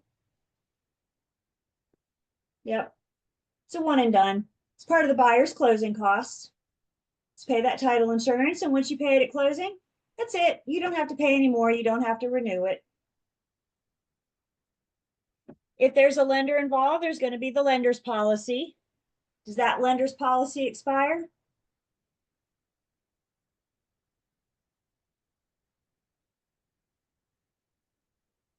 We can shake our heads one way or the other. The lender's policy does expire. Once you make that last payment, if you owe the lender zero, how much interest does the lender have in the property? Remember, all the lender cares about is their money. So once you pay them back, they're done. They're out of the picture.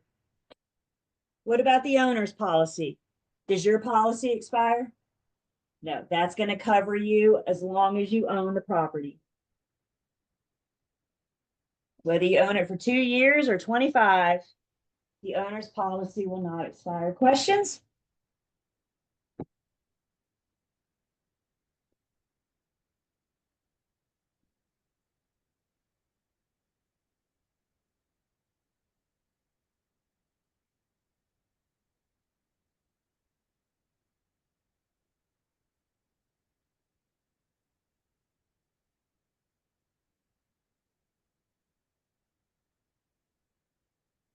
So that gets us through Unit 10.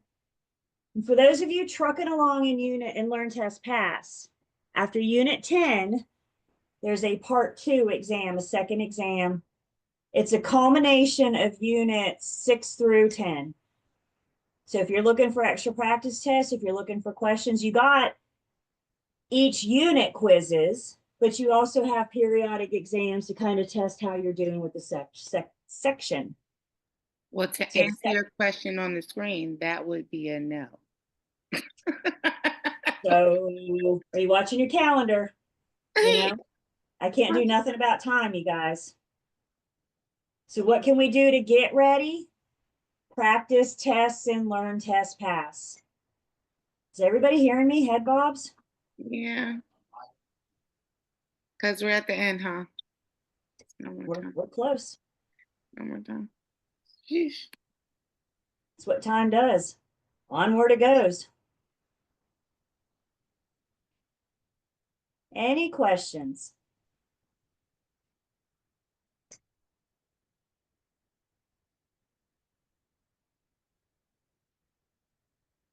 Okay, y'all.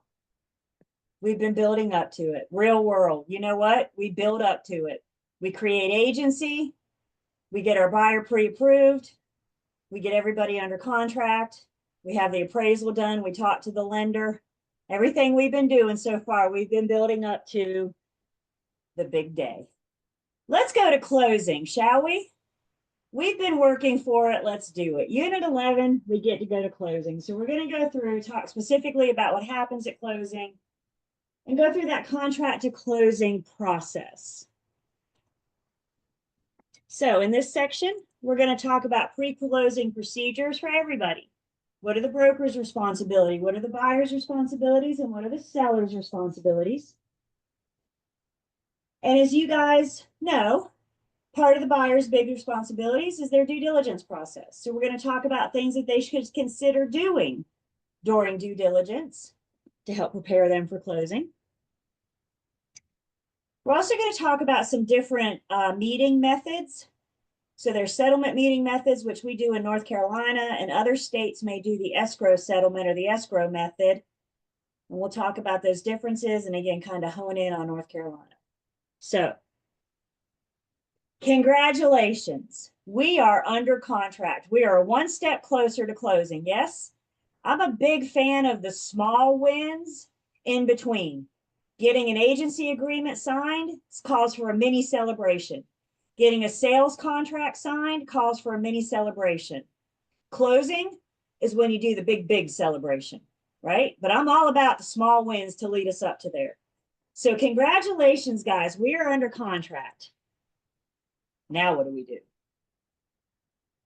As brokers, we need to make sure our parties are educated about what happens next. With the sellers don't have as much to do during the contract to closing process. Honestly, the seller's biggest responsibility is to get with the attorney if need be. If they find an issue with the title, we're going to get with the attorney cleared up. But if the title's good, pretty much the seller's biggest responsibility is to pack and move out, right? We're not looking for a roommate. I'm looking for the property. So we got to get the seller out. So listing agents, get your sellers packing if they haven't started already. Talk to them about when they need to get out. All states are different. And I'm not here to talk about how all states work, but in North Carolina, the seller's got to be out before settlement. I got to have the seller and their stuff, their personal property out before settlement. Again, if any issues come up by the attorney, then the seller's responsibility is to get with the attorney to clear those up. We're going to talk about repair negotiations in just a second. If the seller does agree to do any repairs, then those need to be completed prior to settlement. Did you hear me? If the seller agrees to do any repairs, those need to be completed prior to settlement. Listing agents, we need to tell our sellers to make sure that they keep the utilities on through closing and that they keep their homeowner's insurance through closing. I have had sellers, I have called sellers twice now and have said, congratulations, guys, you're under contract. And they both almost immediately said, sweet, I'm going to cancel my homeowner's insurance. Whoa, whoa, whoa. Everybody wants to save a buck, right? But we need to remind the seller that even though you're under contract, it's still your home, the deed is still yours. The risk of loss is on the seller until that deed changes hands. It's worth mentioning. You'll probably have more people look at you and say, well, duh, but I'd rather have people look at me and say that than cancel their insurance, have something happen, and they're not covered. It's happened to me twice. The first time blew me away. The second time made me think, gee, maybe this is more normal than what I realized. It's worth talking to them. Fair enough. So that's pretty much all the seller has to do. Insurance, utilities, PAC, title issues, and repairs if agreed to. The rest of this section is going to be on what the buyer is doing. And now that we're under contract, the buyer's due diligence period, the buyer's due diligence, their inspection and investigation kicks in. You know, I always feel like listing agents, a good chunk of your work is done before you ever list the property. All that research you're doing, everything you're doing to learn about the property and how you can market it and everything, there's a lot that you do before we ever see it on Zillow or Realtor.com. Buyer's agents, pretty much our work starts when we go under contract. Pretty much up into that point, we're just going out looking at pretty houses. Y'all know that's what people think real estate agents do, right? Is just go out and look at pretty houses all day. And that the HGTV paints for us. Nope, it's not all we do. And guess what? They're not all pretty. So keep that in mind. So we're under contract. Buyer's agents, mini celebration. Yay, I have an effective, I have a contract. The first thing I need you to do, the very first thing I need you to do, after you've notified your buyer the good news, I need you to send that signed contract to the lender. Of the contract to closing process, the loan process is the longest piece. The loan process is what takes the longest. So lots of questions of how much time do we need in due diligence? How much time between due diligence and settlement? How much time do we need? And the answer to some of those questions is it's going to depend on how much time the lender needs. So we go under contract, mini celebration, get the contract to the lender. The other thing we can do, buyer's agents, is look at our buyer and tell our buyer, the lender is your priority. And when the lender calls you and wants a document or needs information, you need to get it to them. I tell my buyers to call the lender back before they call me back, right? The lender is a priority. Because guys, here's the deal. The lender has to go in order. They have certain steps that they have to take. And they can't go on to the next step until step one is complete. And if part of step one is waiting for buyer's paperwork, buyer's documentation, then we're all stuck. Would it surprise you guys if I told you that sometimes buyers delay their own closing because they don't promptly respond to the lender? So brokers, this is one of the biggest places that we can assist in the contract to closing process is keep the buyer and their lender communicating. So we get the lender doing their thing. And the goal here is to get the loan package through the first round of underwriting while we are still in due diligence.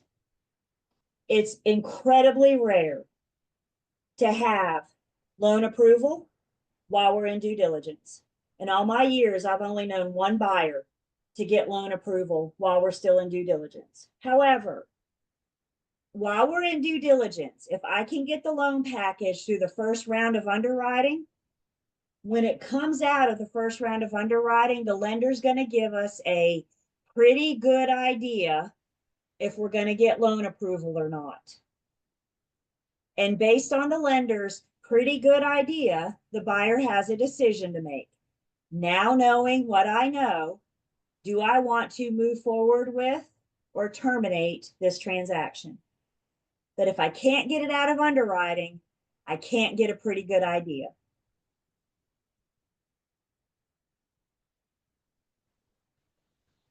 So getting the lender started, The few cash buyers I've worked with in my career, I tell you what, much simpler process, not as convoluted. It doesn't need as much time. I remember my first cash buyer, I thought, golly, something feels like it's missing. And you know what? There's something was missing. It was the lender, it was the loan process. They call it a process for a reason. So as soon as we get the signed contract to the lender, get them going on their thing, the next thing we're going to do, buyer's agents, is send the contract to the closing attorney and get them going on their thing. We're going to go ahead and schedule settlement. I can't guarantee that's when we're going to close, but I'm going to go ahead and schedule settlement, all hoping for that day that we agreed to in the contract.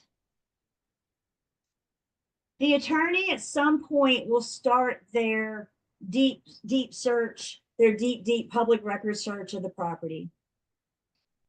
Even if the attorney finds an issue with the title after due diligence, the seller is still required to get it cleared up. The seller's number one obligation is to provide clear marketable title. So you could be sitting at the settlement table and something comes up. The seller is still responsible for getting that address, getting that cleared.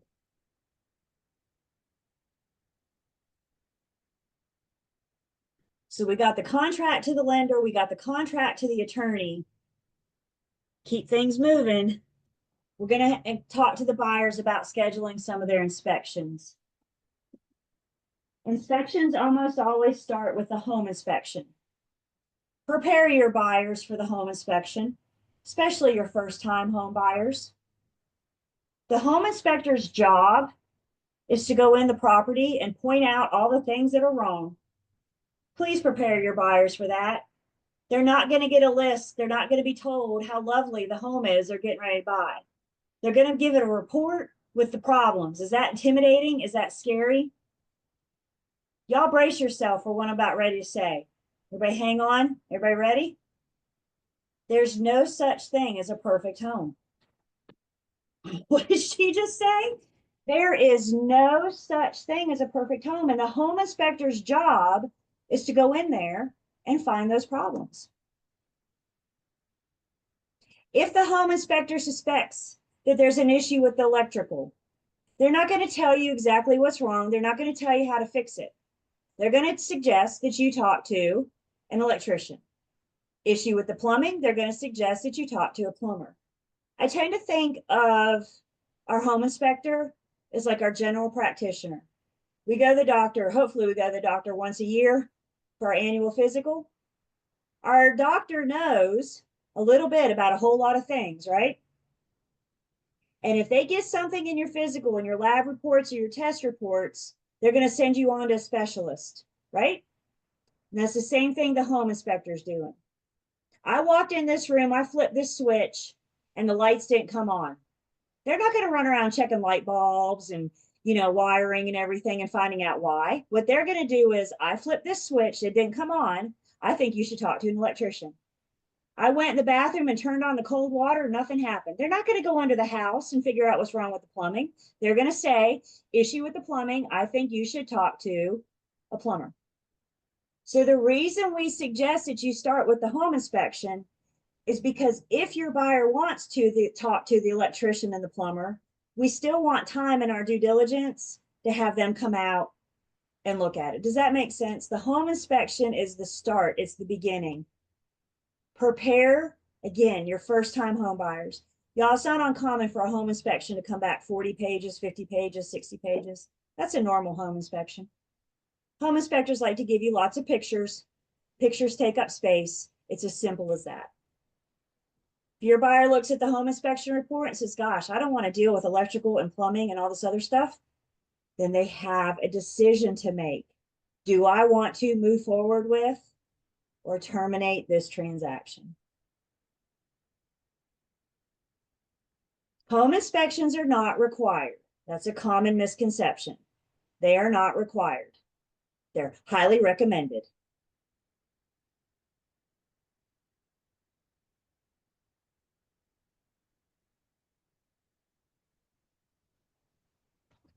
Other things that the buyer may want to consider having inspected during due diligence. We're going to encourage our buyers to have a survey. If there's land, now if it's a condo or a townhome, we probably get away with it. But if there's any land involved, if I don't have a plat map available, then we're going to encourage our buyers to have a survey that'll help us identify easements and encroachments.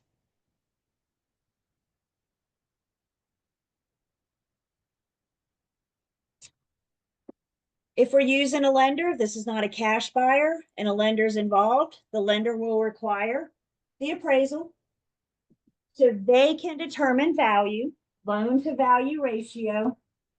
The lender says value is the sales price or the appraised amount, whichever is less.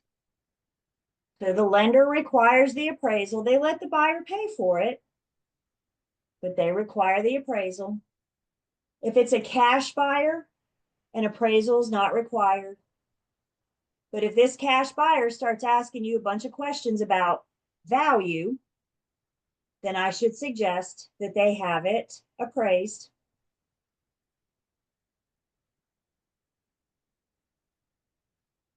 Also, during due diligence, we need to get the buyer shopping around for homeowners insurance.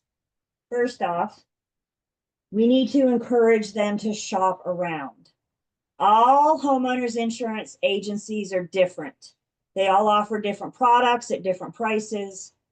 So we need to encourage them to shop around, find the policy that's best for them.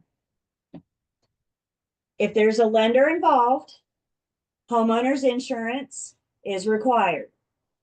And the lender has to approve the homeowner's insurance policy. So they have certain standards that have to be met. And if the policy your buyer picks doesn't meet those standards, then the lender's not going to approve it. So we need to shop around and secure homeowners insurance during due diligence. Not all people, not all properties are easily insurable. If there's a claim history, if the people have a history of filing claims, if there's a claim history on the property, then those premiums might be higher.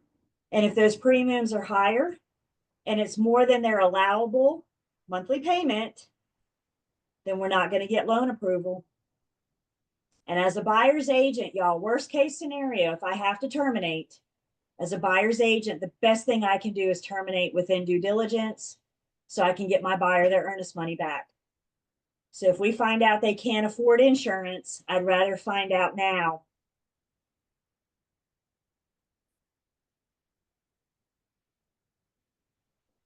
If the property's in a flood zone, flood insurance may be required. The surveyor can help us with that as well. I'm going to tell you guys something. Some of you know this. Flood insurance is not cheap. So again, if they're about maxed out on their allowable monthly payment, and then we tack on flood insurance, we're not going to get loan approval. We'll have to terminate. And the best thing I can do for my buyers, terminate within due diligence.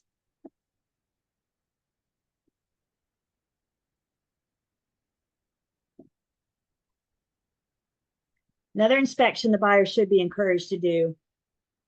We call it the pest inspection, but technically the pest inspection isn't looking for all pests. They're looking for wood destroying insects, termites, powder post beetles, carpenter bees. So the pest inspection is recommended. There's an old saying about homes in North Carolina. There's two types of homes in North Carolina. Those that have had termites and those that will get termites.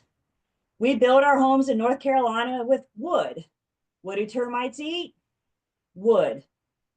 So we need to encourage them to have a pest inspection, and they're not necessarily looking for the little buggers themselves, but they're looking for evidence that they were there, they have been there. Termites will leave behind termite tunnels, which allows them to get from the ground to the wood. So if they find termite tunnels, it's proof that at one point there were termites. Now, again, what we refer to as the pest inspection, just looking for wood destroying insects, but rest assured, If the home inspector finds evidence of other pests, then they will note that. They will note that in their report. Specifically, the pest inspection is looking for wood destroying insects. The pest inspection is generally not required. The only time a pest inspection is required is if your buyer's getting a VA loan. VA will require the pest inspection. Very rarely does the VA let the buyer pay for the pest inspection. So remember, we looked at our FHA VA financing addendum, and one thing that it did was it notified the seller that there are certain inspections required by the VA, and if they are required, the seller will be responsible for paying those.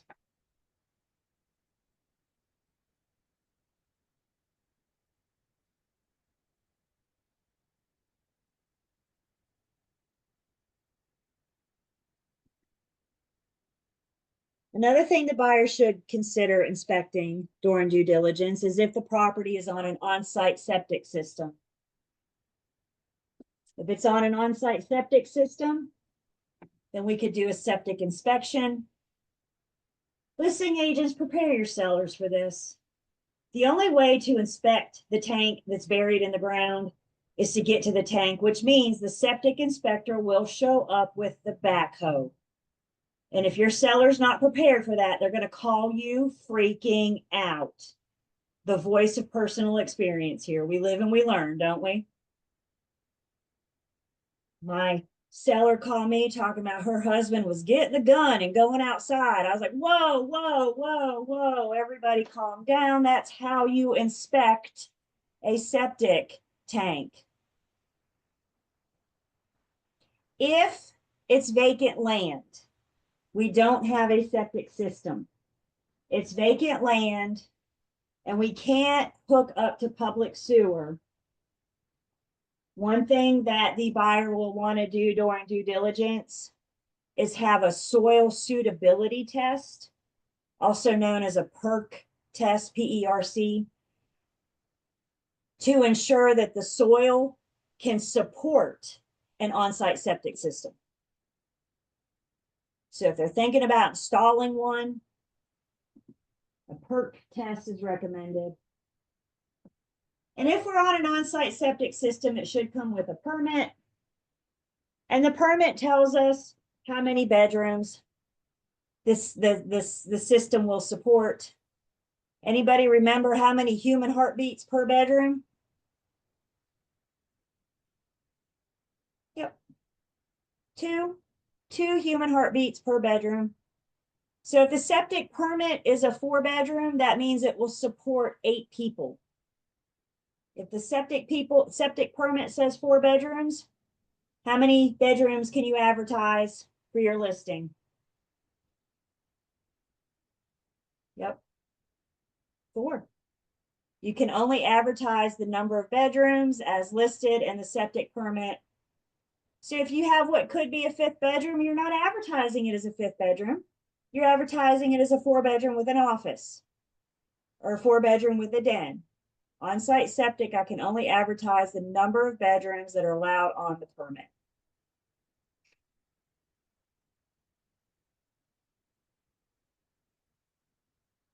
A lot of newer subdivisions, I've seen this more and more. Builders are considering doing like a community septic. So you don't have each individual on their own septic. It's like one for the whole subdivision, one for the whole neighborhood. That permit should also be on record.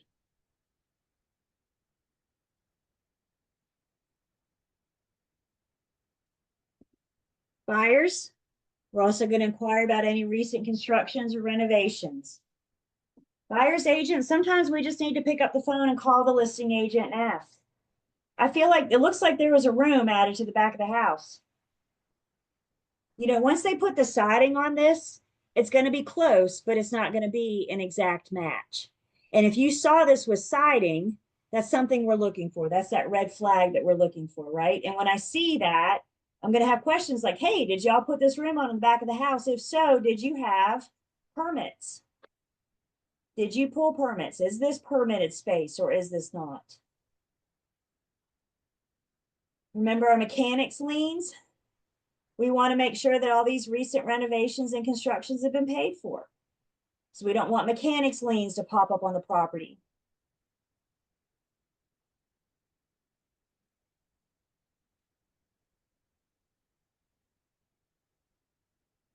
Questions so far?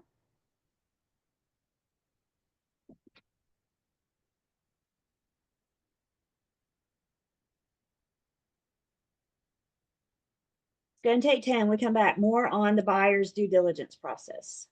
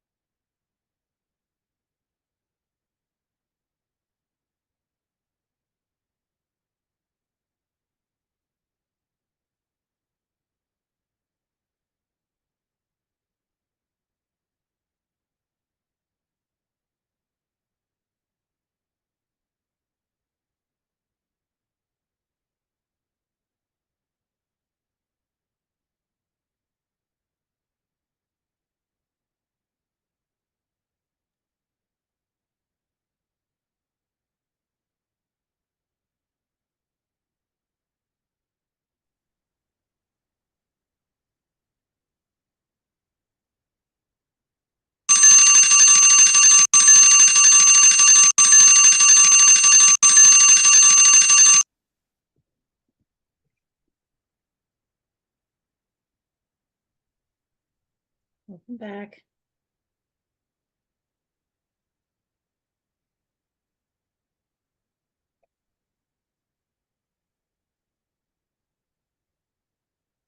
I'm going to take attendance.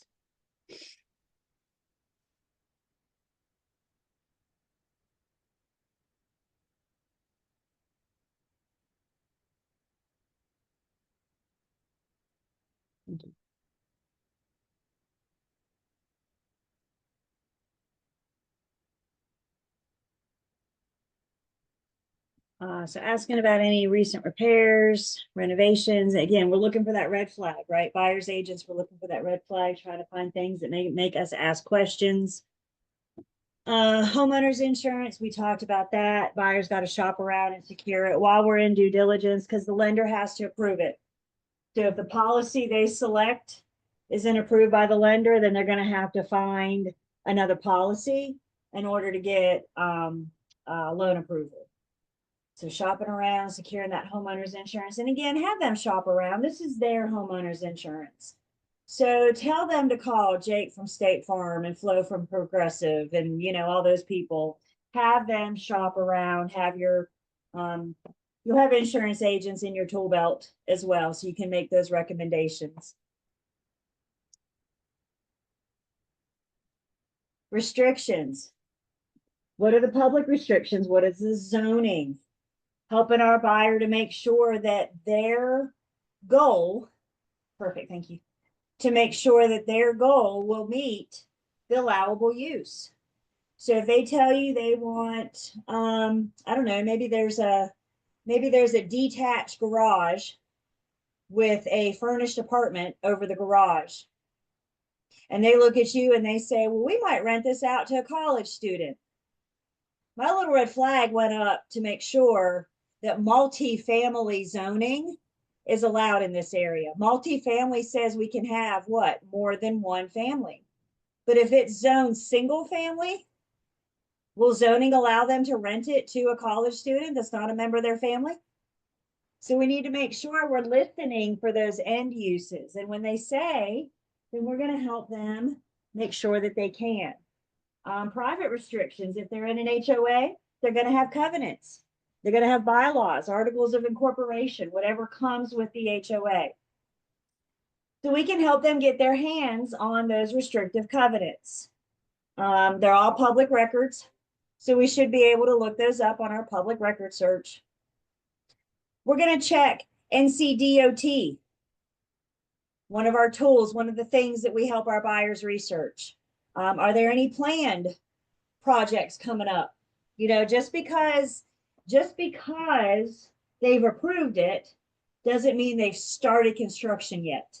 So we can't say, well, I don't see anybody out here working on your road, so obviously they're not doing anything. We need to make sure we're checking with DOT. Same thing with the roads, public versus private roads. If they're private, then we know that the homeowners will be responsible for maintaining them.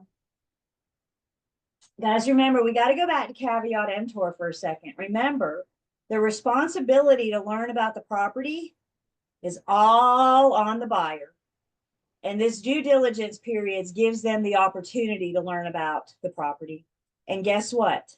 When that buyer hires a broker, we take on that responsibility with them. So everything we can do and anything we can do to help them learn about that property.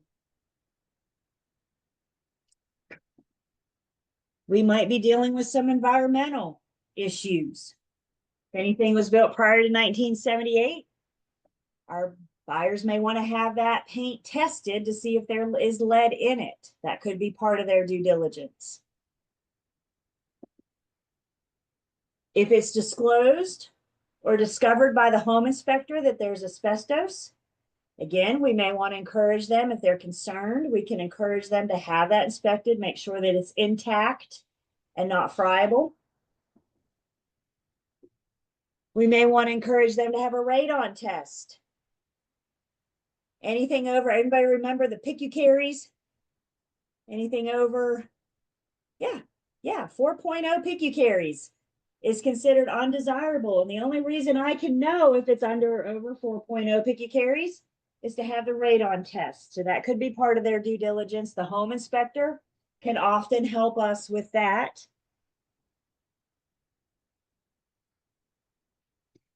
If you see something or smell something, there's a good chance that it's some kind of mold or mildew.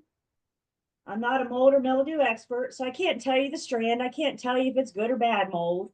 All I can say is, ooh, look, mold. If they want to know more about it, then we're going to encourage them to get it tested, get it inspected.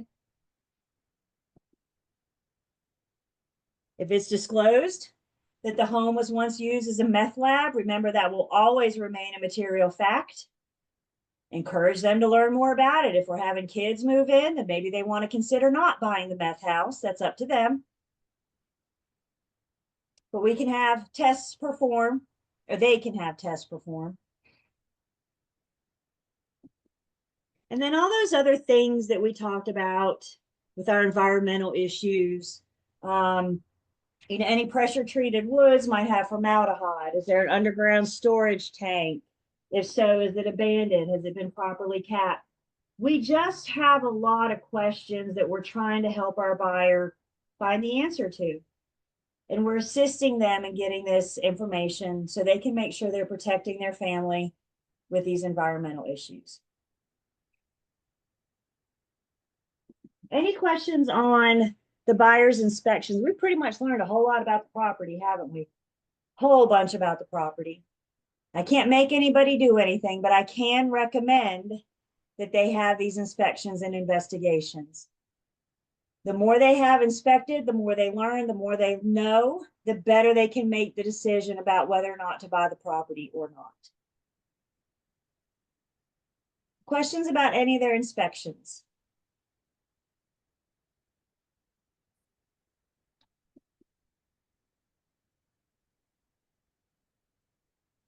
So not every single person does this that looks at the house, is considering the house. It's just the one that we're going under contract with.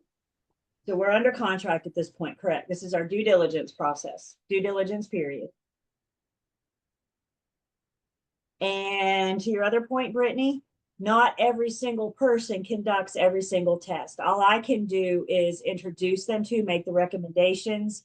Ultimately, they will decide what they want to do. I've had some buyers say, I'm doing the home inspection and only the home inspection. I had a buyer tell me once, basically, if he could have it tested, sign me up. So all I'm doing is helping them realize the importance.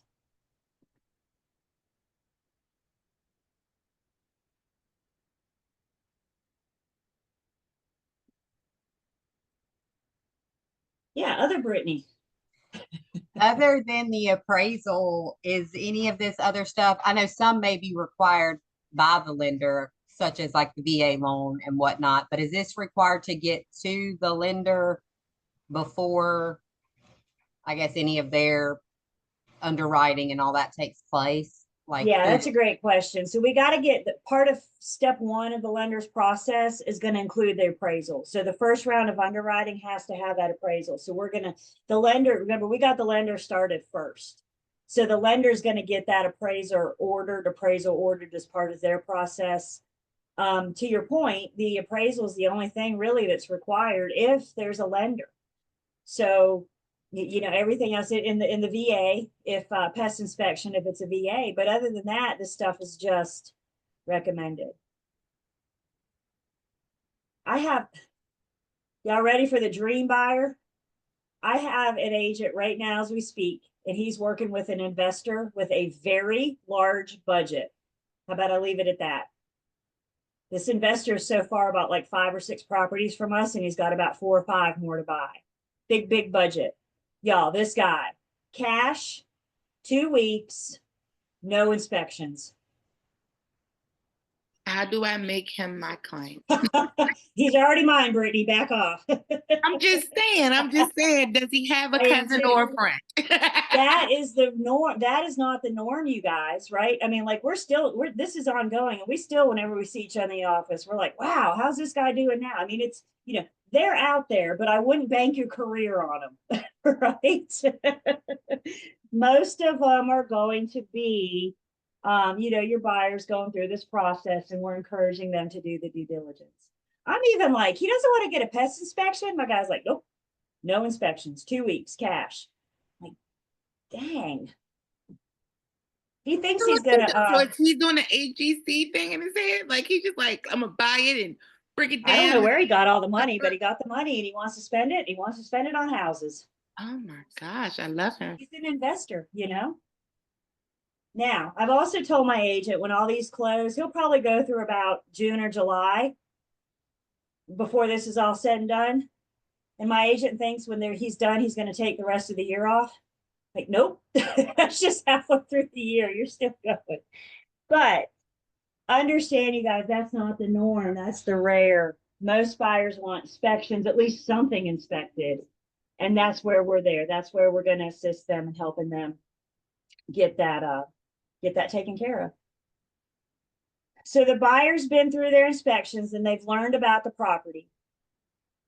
The next step, more than likely, is that the buyer would like to ask the seller for repairs. We can always ask, does the seller have to agree to do anything? Does the seller have to change a light bulb? Remember that very important sentence in our contract that says, this property is being sold in its current condition, which is just a fancy way of saying this property is as is. So your buyers had all these inspections, and most buyers are going to want to ask the sellers for repairs. We need to prepare our buyers, let our buyers know that the seller's under no duty whatsoever to fix anything, but I will ask on your behalf. I always call repair negotiations round 2. And in round 2 of negotiations, the buyer's making an offer to the seller to do repairs. And the seller has 3 choices. They can accept, reject, or counter. The seller can agree to do all the repairs that the buyers asked for. They can agree to do none of the repairs that the buyers asked for. Or maybe the seller comes back and says, okay, I'm a nice guy, so I'll fix this and this, but that's it. So when I say repair negotiations, we are in round 2. Please prepare your buyer for this. Please prepare your buyer for this. Buyers generally don't like the idea that the sellers don't have to repair anything. That doesn't sit well with them.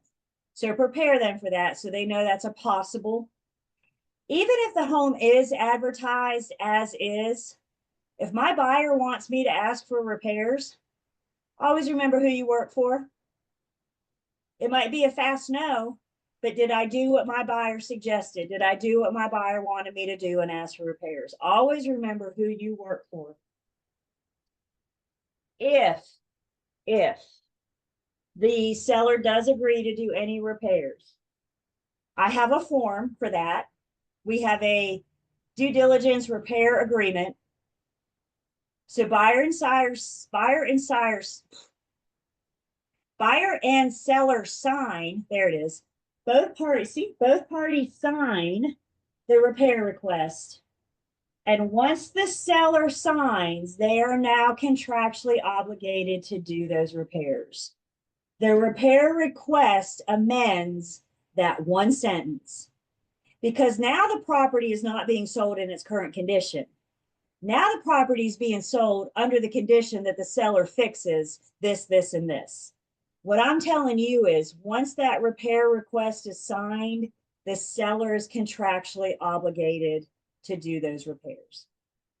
I need the repair requests negotiated, agreed on, and signed while we're still in due diligence by 5 p.m. That's right. I need it done. I need that agreed to while we're still in due diligence. Because if the seller says, yeah, I'll fix it, but they're reluctant to sign, remember, if you got verbal, you got nothing. The buyer needs to know if the seller's going to do it, that they're committed in writing especially as we get closer to the end of due diligence. Remember, now knowing what I know, and that includes whether or not the seller's willing to do those repairs.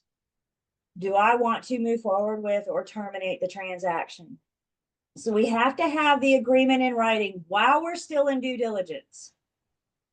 The repairs themselves don't have to be complete until prior to settlement. So we usually get, whatever we negotiate. Is it a week? Is it 3 weeks? But there's a period of time between due diligence and settlement. And that period of time after due diligence and before settlement allows things to finalize and the seller to do any repairs if they agree to them. Prior to settlement, the buyer has the right to verify the completion of those repairs. Maybe prior to settlement, the seller says these are fixed. Maybe the buyer wants the inspector to go back out. Maybe they want the electrician to go back out to make sure that they were done properly. The buyer always has the right to verify the completion of the repairs before settlement. And you may find when you start repair negotiations that instead of repairs, maybe we can work something else out. Maybe the seller really does want to do something, but they don't want to do it. So maybe in lieu of repairs, that's right, maybe we renegotiate the purchase price. Maybe the seller agrees to pay some of the buyer's closing costs. So it's not necessarily having somebody pick up the hammer. We're in round 2 of negotiations, which means we're trying to find something to make both parties happy. So it may not be the repairs themselves. It might be, like I said, renegotiating the purchase price or the seller pay closing costs.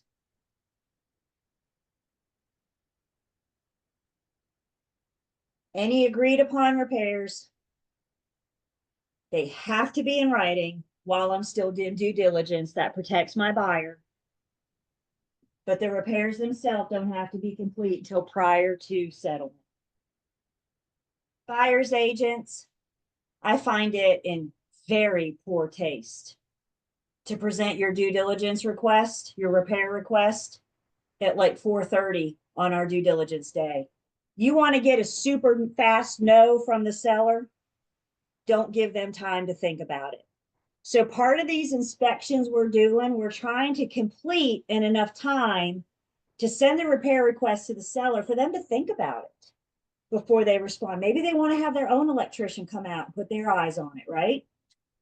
Give them time. And that's where we need all this time during due diligence, or as much time as we can. Again, right now we're in a seller's market, so we're seeing shorter due diligence periods. But as that pendulum swings back to a buyer's market, we might see more and more time. We know our market. We know how to work that market. Questions on the repairs?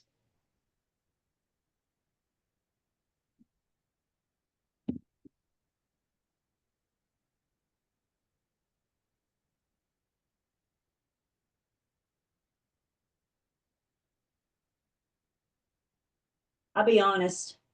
Sometimes these repair negotiations, they get brutal. I used to celebrate getting through the repair negotiations more than I did getting them under contract. So you get through the repair negotiations, here's another mini celebration. Celebrate the small wins, you guys. We made it through due diligence. Woohoo, that's a small win.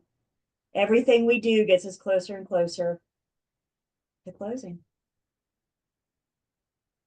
How long after diligence do we are we in closing? Like how long does it typically take? Like was that like okay, so diligence is today with our date today at 5 p.m. So tomorrow I'm in closing? So tomorrow's not giving you a lot of time. So often we try to get a week, maybe 2, maybe 3. Could depend on the market, could depend on the circumstances. Oh no, But we no, I'm want saying at people the end. I'm saying I'm at the end of it. Then That's right. what? There is that time period is negotiable. There is no set time, but we do need a few days. We do need some time for everybody to finalize everything after due diligence. I don't think a day is enough, but hey, if that's what the parties agree to, then that's what the parties agree to. These negotiable items, there's no formula. It's whatever the parties So we got to negotiate and agree on the due diligence date. We got to negotiate and agree on the settlement date. Yeah, that's what I'm saying. So we never finished. Okay, the date of the end of diligence is done today. Okay, so everybody's been transferred or whatever. So how soon after this would I say, just use an example, a week, right? You said, okay, everybody's able to get everything done within that week. So that soon as we're done with that, the next following day we settle. No, We're we've done agreed to the settlement date when we enter into the contract. into the due diligence. And then right So after we have to agree on Settlement due closing. diligence and settlement at the time of contract formation. Okay, I get what you're saying. Okay. So you know coming into this, when due diligence is over, I got 2 weeks or 2 days or whatever it is you guys agreed to. Right. Because I might, which is basically moving out.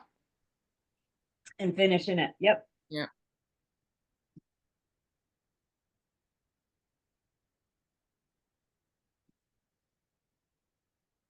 In North Carolina, if a buyer buys a property with an existing valid lease, they by honoring that existing valid lease, they will acquire the tenant. So if the property is tenant occupied, we got questions. Is this a valid lease? When does it terminate? How long is it over? One thing we mentioned the other day was our additional provisions addendum. The additional provisions addendum requires the seller to release information about the tenant to the buyer to consider during due diligence. Review the lease. Is the tenant up to date on their payments? How much security deposit? Making sure your buyer understands that you've got to honor this existing lease. The buyer buys, taking subject to the property subject to the lease.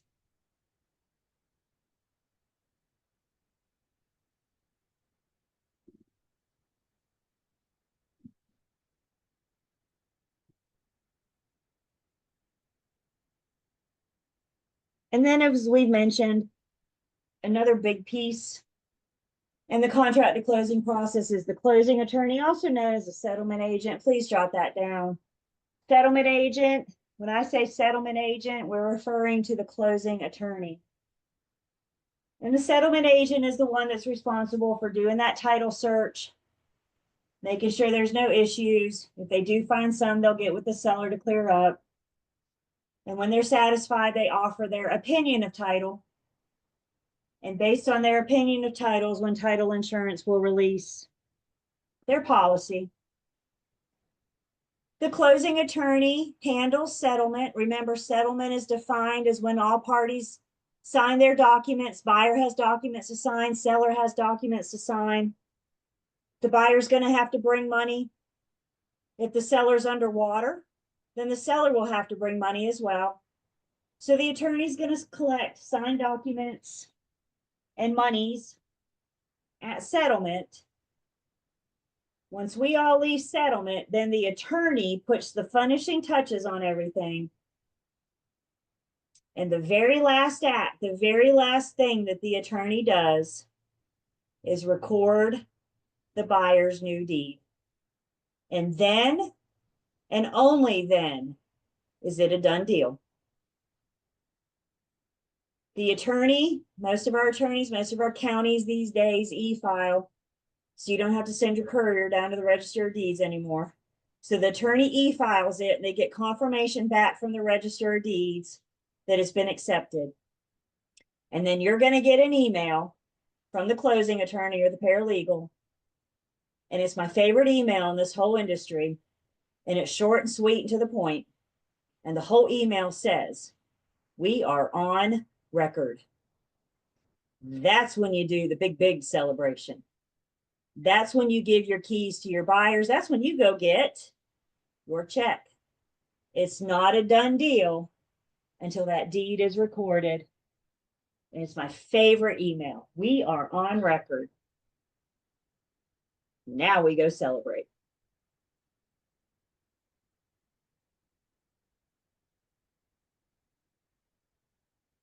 Back up just a little bit though. At some point in that, like pre-closing, after due diligence, before settlement, there's several different working pieces going on. It's not just getting the seller out and doing repairs. There's other things going on. And at some point after due diligence, before settlement, the lender and the attorney are coming together and they are joining forces. The lender sends the loan package to the attorney. And not only do they send the paperwork, but the lender also sends instructions to the attorney. This is how I want my loan package signed. This is how I want it handled. This is how I want you to do my loan package. So the lender and the closing attorney got to be in communication.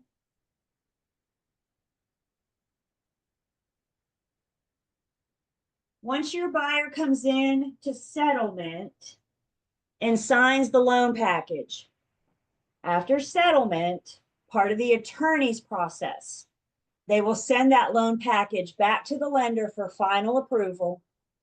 The lender is going to make sure everything was signed and dated, dotted and crossed and everything.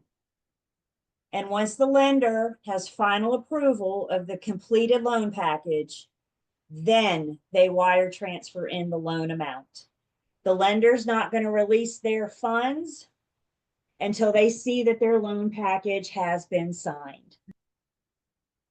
So the lender and an attorney are working there at the end. Buyer signs, attorney sends it to lender, lender approves, and then a lender releases the loan amount.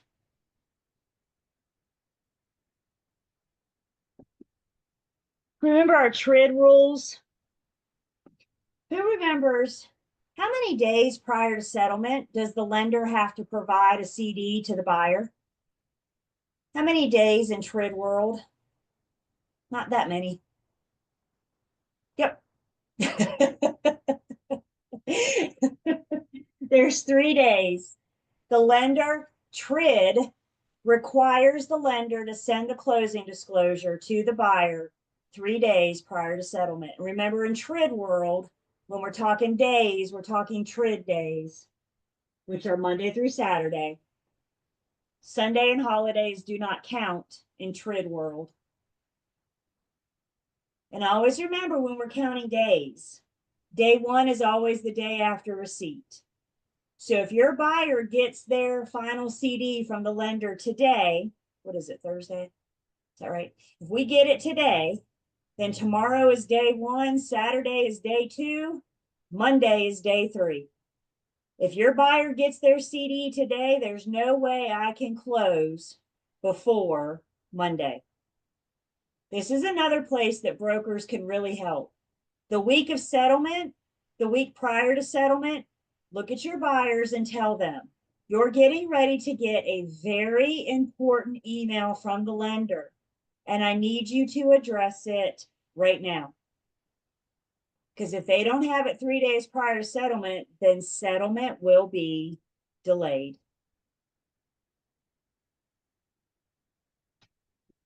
The buyer's final closing disclosure discloses their payment, their monthly payment. It discloses the loan amount, the interest rate, the final details of the loan. So loan package, settlement statement, CD are 3 different things. Settlement statement, CD have been combined with TRID. So settlement statement, CD are used interchangeably. The loan package is something different then. But the loan package is what the lender sends the attorney. When it comes to the closing disclosure, and this is where we're heading, this is where we get to do the math. When it comes to the closing disclosure, it's important that we understand our responsibility. And with these closing disclosures, I have a duty to review and verify what I can. So when I get, as the broker, once the lender sends it to the buyer, shortly after that time, I will get the closing disclosure to review as well. And I'm going to sit down and I'm going to look at the numbers. I'm going to look at the closing disclosure and I'm going to verify things that I can. So examples of numbers that I can verify. Can I verify that the purchase price is correct? Can I verify that the due diligence fee earnest money deposit, seller pay closing costs. Where am I getting that information? How am I making sure that those numbers on the CD are accurate? Yeah.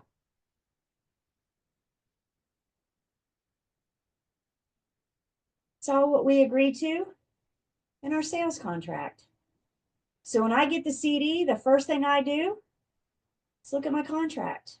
If there were any amendments, if we renegotiated the purchase price, then I'm going to make sure that the amended purchase price is correct. So brokers, when we review this CD, the first thing I want you to do is go grab the contract from your file and make sure that those numbers line up. Other things that I can verify. Many of our inspectors, not all of them, but many of our inspectors will allow the buyer to pay for their service at settlement. So your buyer's home inspector, it may say, I'll give you 10% cash discount if you pay the day of inspection. Well, that sounds nice, doesn't it? But the truth is, these people are getting ready to buy a home. They may not have that kind of money laying around. So if the home inspector allows the buyer to pay for the inspection at settlement, the home inspector is going to send you the invoice for you to send to the attorney to make sure that it gets on the disclosure. If you receive an invoice, can you verify that that invoice amount is correct on the CD? Can you go back and pull the invoice and say, yep, that matches? What about y'all's commission? Can you verify? Are you going to verify your commissions right? Everybody shake your head yes. If you are privy to that seller CD, then you're going to want to verify your commission. Guys, I know this sounds awful, and it kind of is. It baffles me. Reviewing these CDs, I mean, it's a big part of old car, right? I mean, I think we can kind of agree to that. Because remember the A in old car? Who remembers the A in old car?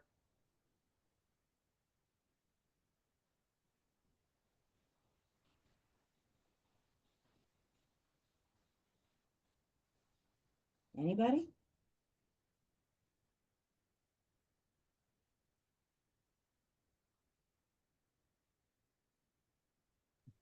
Is it accounting? It is accounting.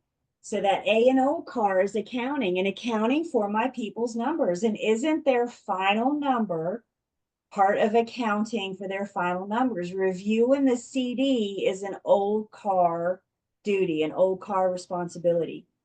And guys, this is what I hate to stand here and tell you, but I'm not going to lie to you. It's not a matter of if you find a mistake on the CD.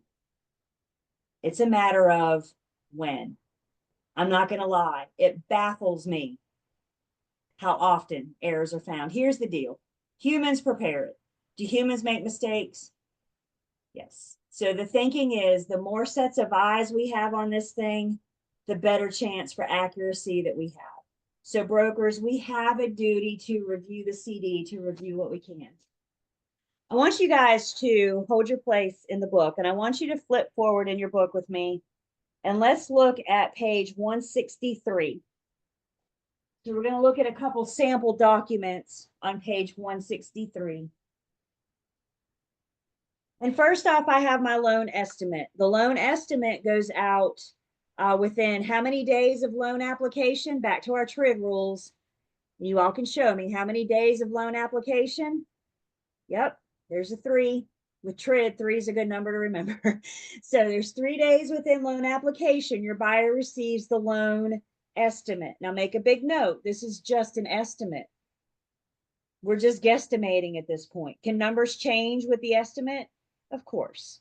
But this is just giving them a pretty good idea with this loan, what their numbers are going to look like. So you can see my loan amount, my interest rate, principal payment. Fast forward to the bottom of the page, estimated cash to close. Within 3 days of loan application, we're letting your buyer know when we get to closing, you're going to have to bring $16,054. That gives them time, that gives them the opportunity to review the numbers, make sure they're good with the numbers, and then come up with the money. They don't just throw that $16,054 at the buyer and expect them to be okay with it. Page 164 gives them the breakdown of how we got to that 100 or that $16,054.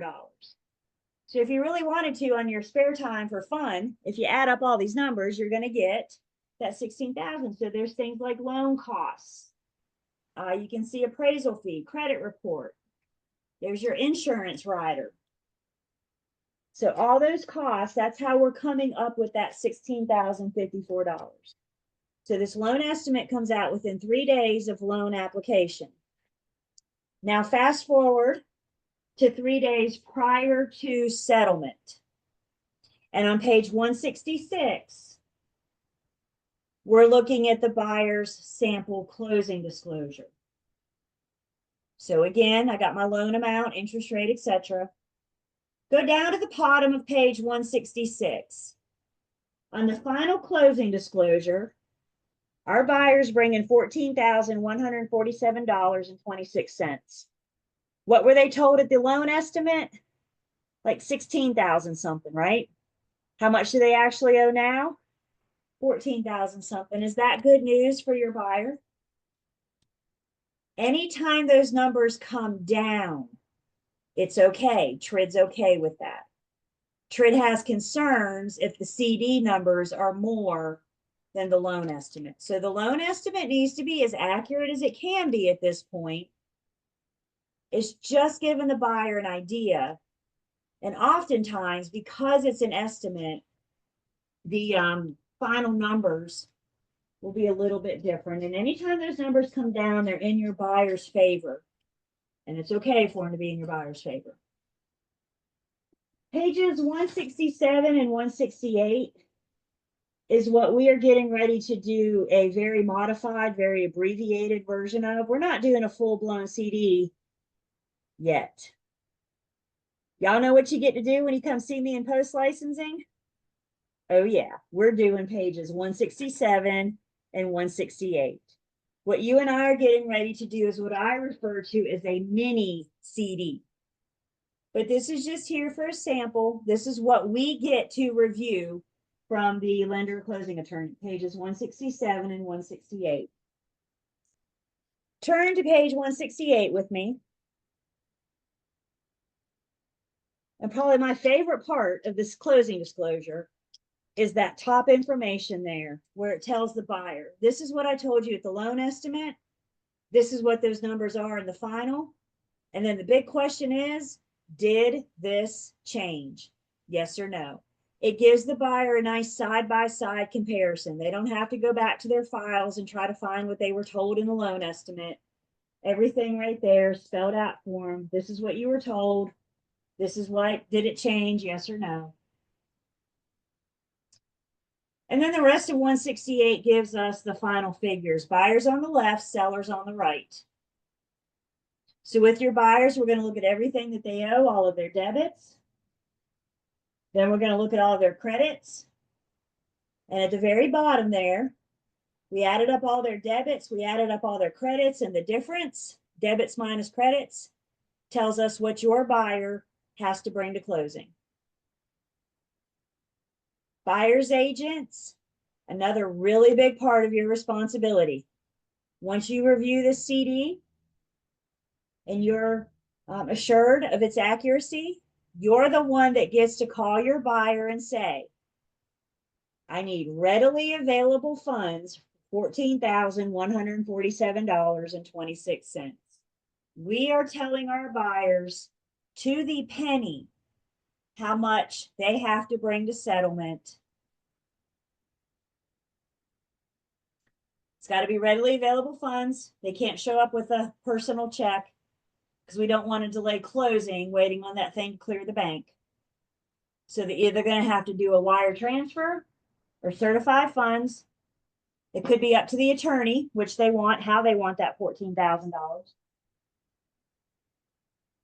But a big part of our responsibility when working with buyers is making sure that their final numbers are right and then letting them know. I'll see you tomorrow at the attorney's office. Between now and then, I need you to go to the bank. Sellers are on the right. So we're going to start with the seller's credit, all the money they have coming in. We're going to look at all the seller's debits. And at the very bottom on the right, we'll take all their credits minus their debits. Listing agents, you can call your seller and say, when this thing closes, you're going to get $64,414.96. Our responsibility with these CDs is to review them, is to verify them for accuracy, and then let our parties know of their final numbers. What do we think about that?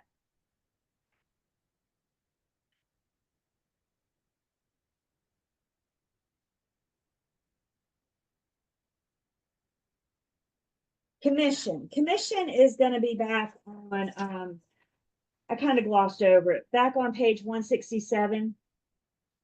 167 is both parties' debits, and commissions down there under H is in Heather. So it just shows all the buyer's debits, all the seller's debits. A good rule of thumb is everything on page 167 are debits to third parties. So paying the attorney, paying the lender, paying the broker, home inspector, home warranty. There's our excise taxes, recording fees. In these samples in your books, you see buyer's numbers and seller's numbers on the same CD. In the real world, you're not going to. That's a TRID rule. We're going to have the buyer's number separate and the seller's number separate. TRID is, remember, TRID's consumer protection.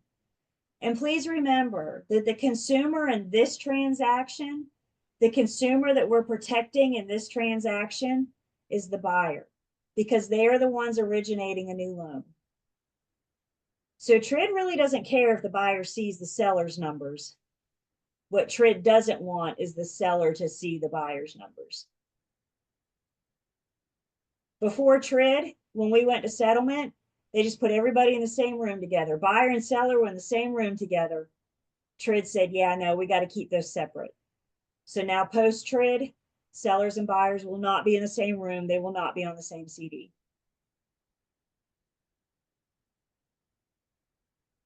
Why? Don't they basically already know what each other are doing? Not the specifics, because if you look at the buyer's numbers, it's specifics on loan amounts and inspections and investigations and costs. And to protect the buyer, TRID's protecting the consumer. So to protect the buyer, we're going to keep their numbers confidential. None of the seller's business what their loan information is or how much they spent on a home inspection.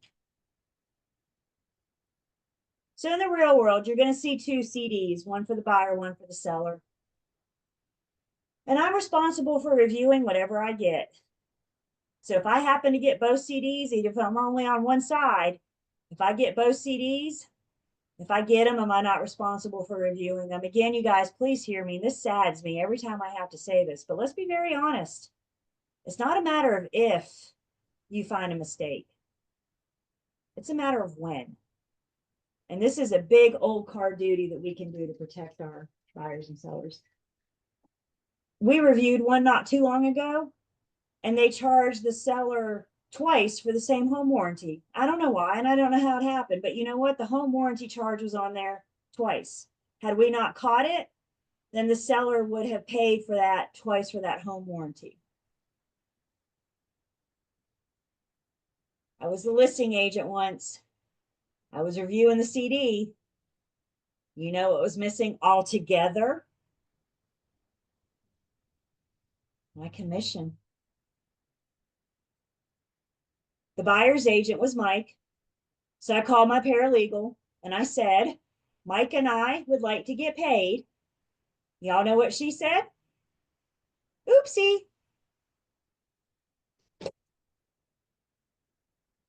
Oopsie doesn't pay the bills.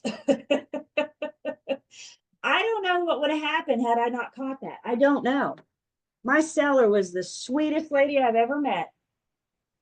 Does that mean she's going to sit down and write us a check after closing? If not, we may have had to go after her. Do you see how fast that could have turned into a thing?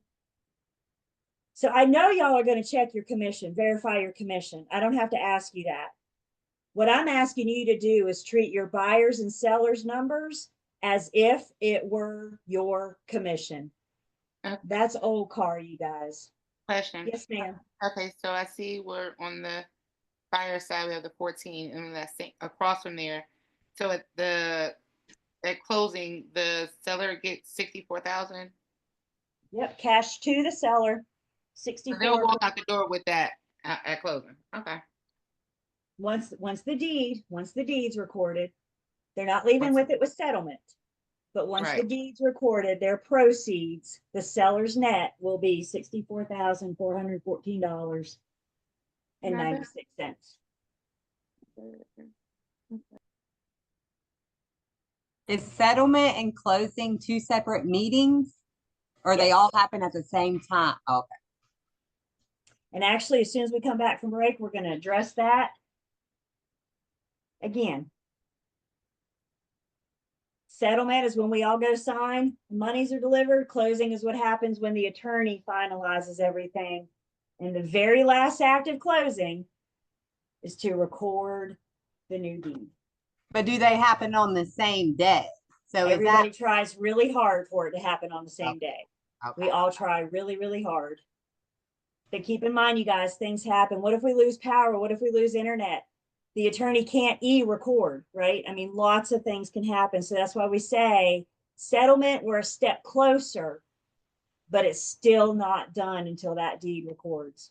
Because it has to be done by 5 p.m. So if we're not done until 6 o'clock in settlement, it's nowhere that it can be done until It's tomorrow. gonna happen tomorrow. That's right. If it's Most attorneys aren't scheduling settlement like much past 3 to give them time to do their thing and then hit the record button. You know what I'm saying? So most attorneys' last available time will be at like 3 o'clock, for example. Everybody's working really hard for it all to happen on the same day. But to your guys' points, these are 2 different events. So I need these 2 events to happen as close together as they can.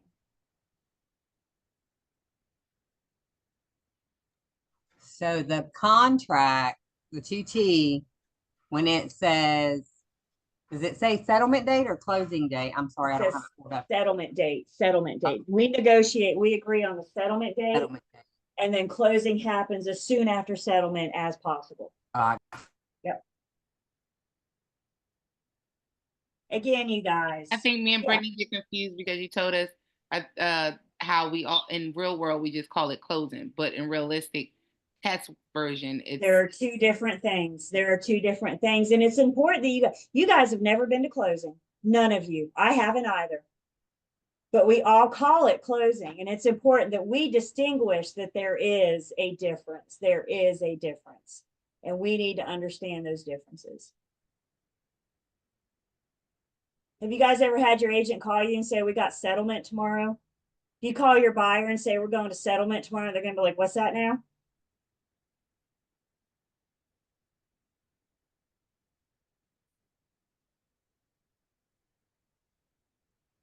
So remember, we got that defined in our contract. We're getting ready to review that in just a second, but let's go ahead and take break. Let's take 10. And we come back, we're going to finish up for the day. And like I said, before we leave today, we're going to talk about what next week looks like. So let's take 10, get ready for our last hour.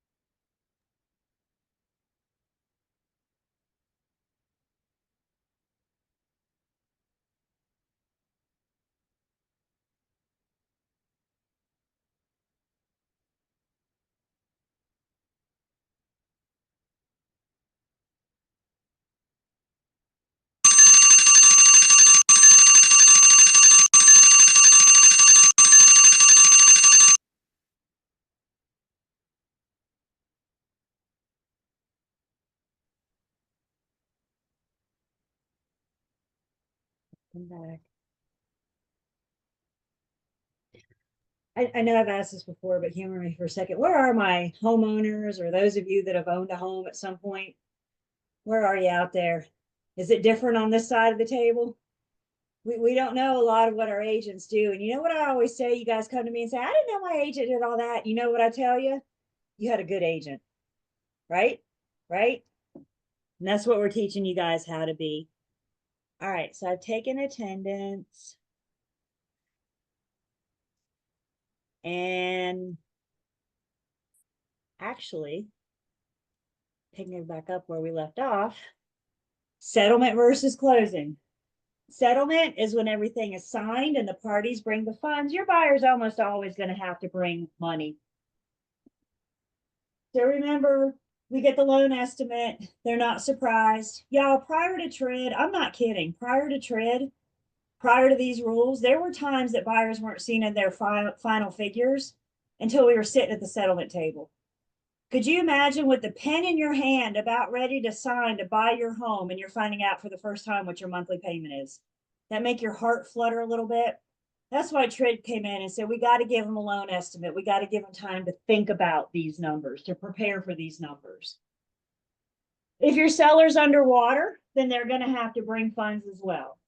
So I got both parties. The buyer will almost always sign in front of the closing attorney or paralegal. The seller usually has options. They can come into the attorney's office and sign, or they can sign their documents ahead of time in front of a notary, in which case the listing agent will deliver the signed documents to the attorney by settlement. So it's really up to the seller. It's been my experience by the time we get here, sellers are either totally over it or they want to see this thing to the very end. So again, give them the options. Either you come or you sign ahead of time. And buyer or seller that owes money will bring those to settlement. We all leave settlement. And the closing attorney finalizes everything, with the very last act of closing being the recordation of the new deed. And then and only then, remember what the contract said, should your buyer get their keys after the deed or access to the property. You and I aren't getting paid until it's closed. The seller's not getting paid until it's closed. Remember the home inspector that's waiting until to get closed? They're not getting paid. After it closes, after it's been recorded, is when the funds are dispersed. The attorney will write checks out of their trust account to pay our firms, to pay themselves, pay the seller, pay the invoices, pay all the parties that are waiting for this thing to close. And they're not going to do it until that deed is recorded. Questions on settlement and closing?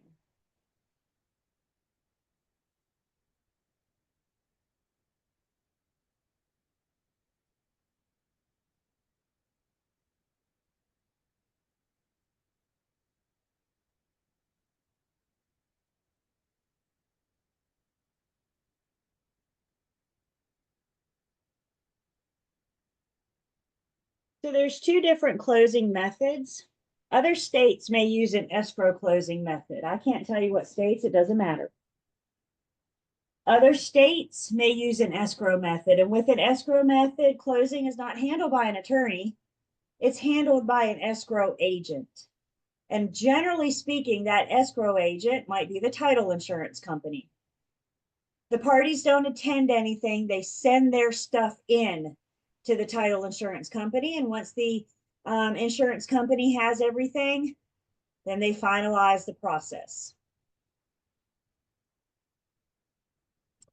In North Carolina, we do what's referred to as the settlement meeting. We are a settlement meeting state conducted by a settlement attorney.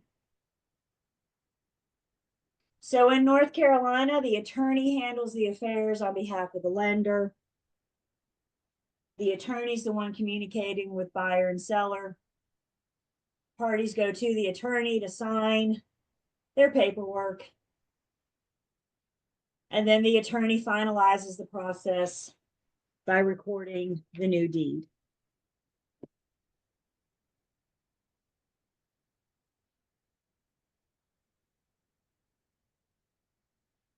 We are a settlement meeting method state. I think where this gets interesting, I think why we need to be aware why there's other states do things differently.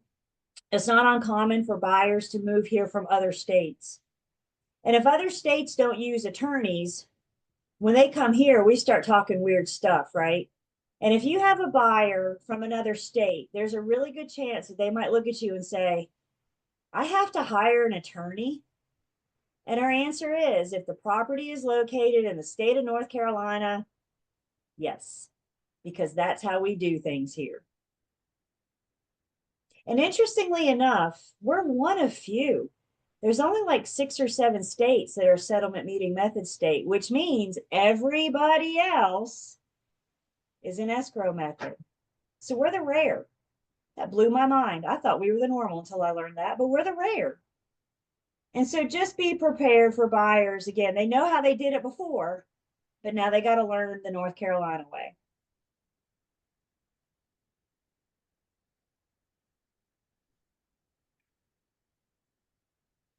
So settlement meeting, the attorney handles everything.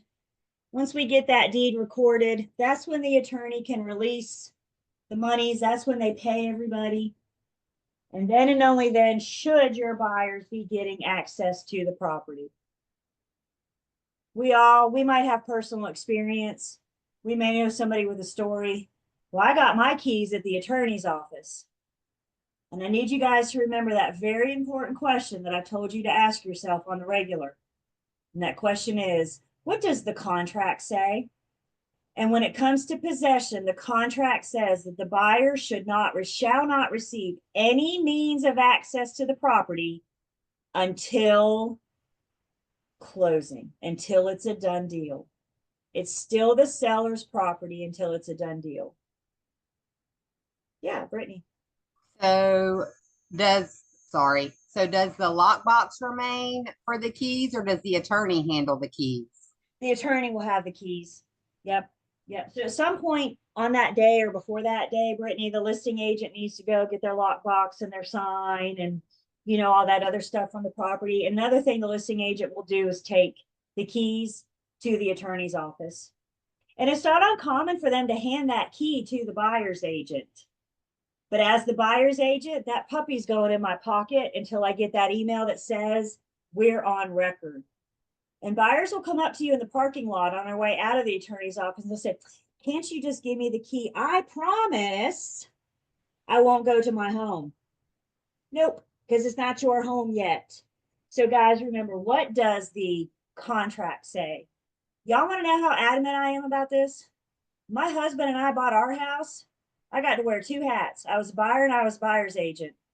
We left the attorney's office and my husband said, can we go to our home? What do you think his agent told him? No, because I had the key. I had the key. But what does the contract say?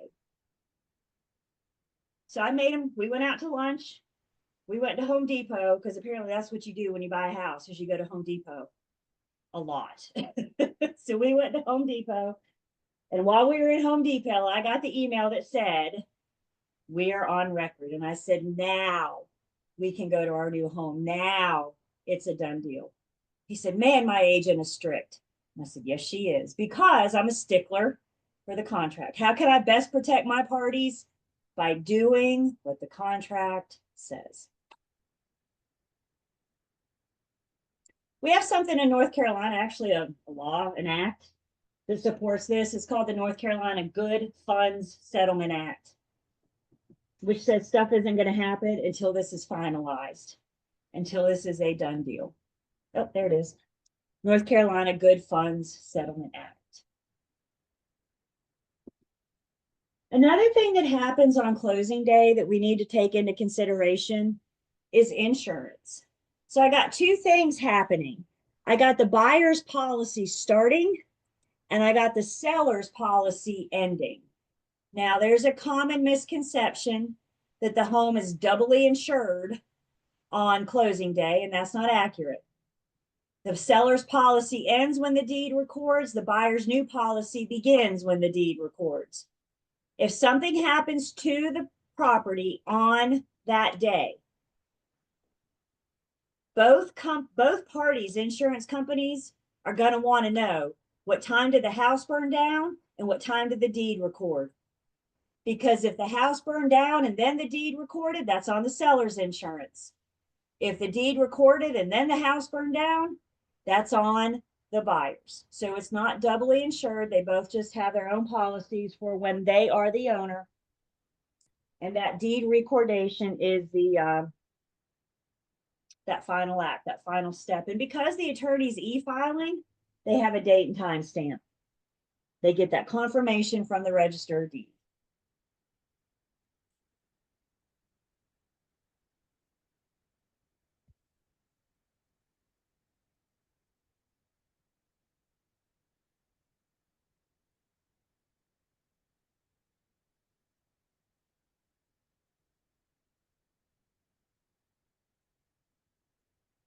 Another thing that happens at settlement, if the seller had an outstanding loan, an outstanding balance, part of what the closing attorney does in their closing process, once they get the funds from the lender, then they're going to use that money to pay off the seller's existing mortgage. We have to have the seller's existing mortgage paid off before we can record the buyer's new deed. And once the attorney pays off the seller's existing mortgage, the seller's lender will record a mortgage cancellation to show that that lien isn't going to carry on to the next owner. They're going to show that that has been paid off, and then the deed records. A question comes in about the buyer getting insurance when they go under contract. All we're doing when we go under contract is shopping for, securing insurance, but it doesn't take effect until you become the homeowner.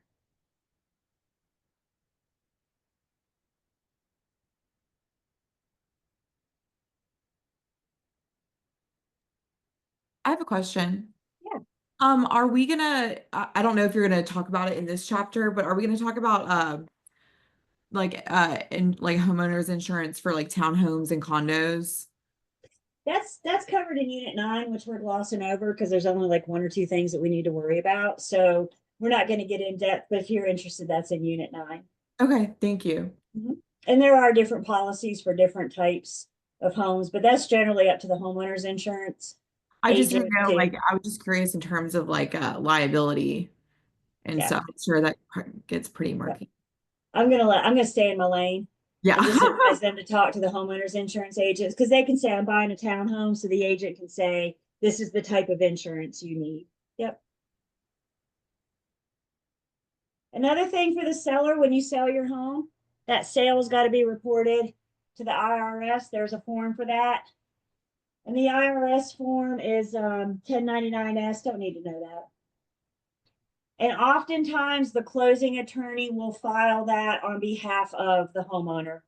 Not that we don't trust them to do it, but in case they forget, the attorney's going to go ahead and take that for them. So they'll handle that tax consequences. Does your homeowner have to pay taxes for the sale of their home this year? I'm going to have them CY the other A. So there's call your attorney, but when it comes to tax questions, I'm going to have them call their accountant. Is there a good chance they got to pay taxes the year they sell their home? Yes. What are the details of that? I don't know. Have them call their accountant.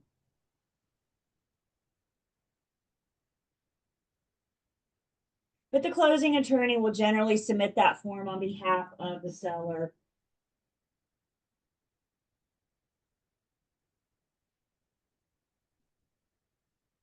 Questions?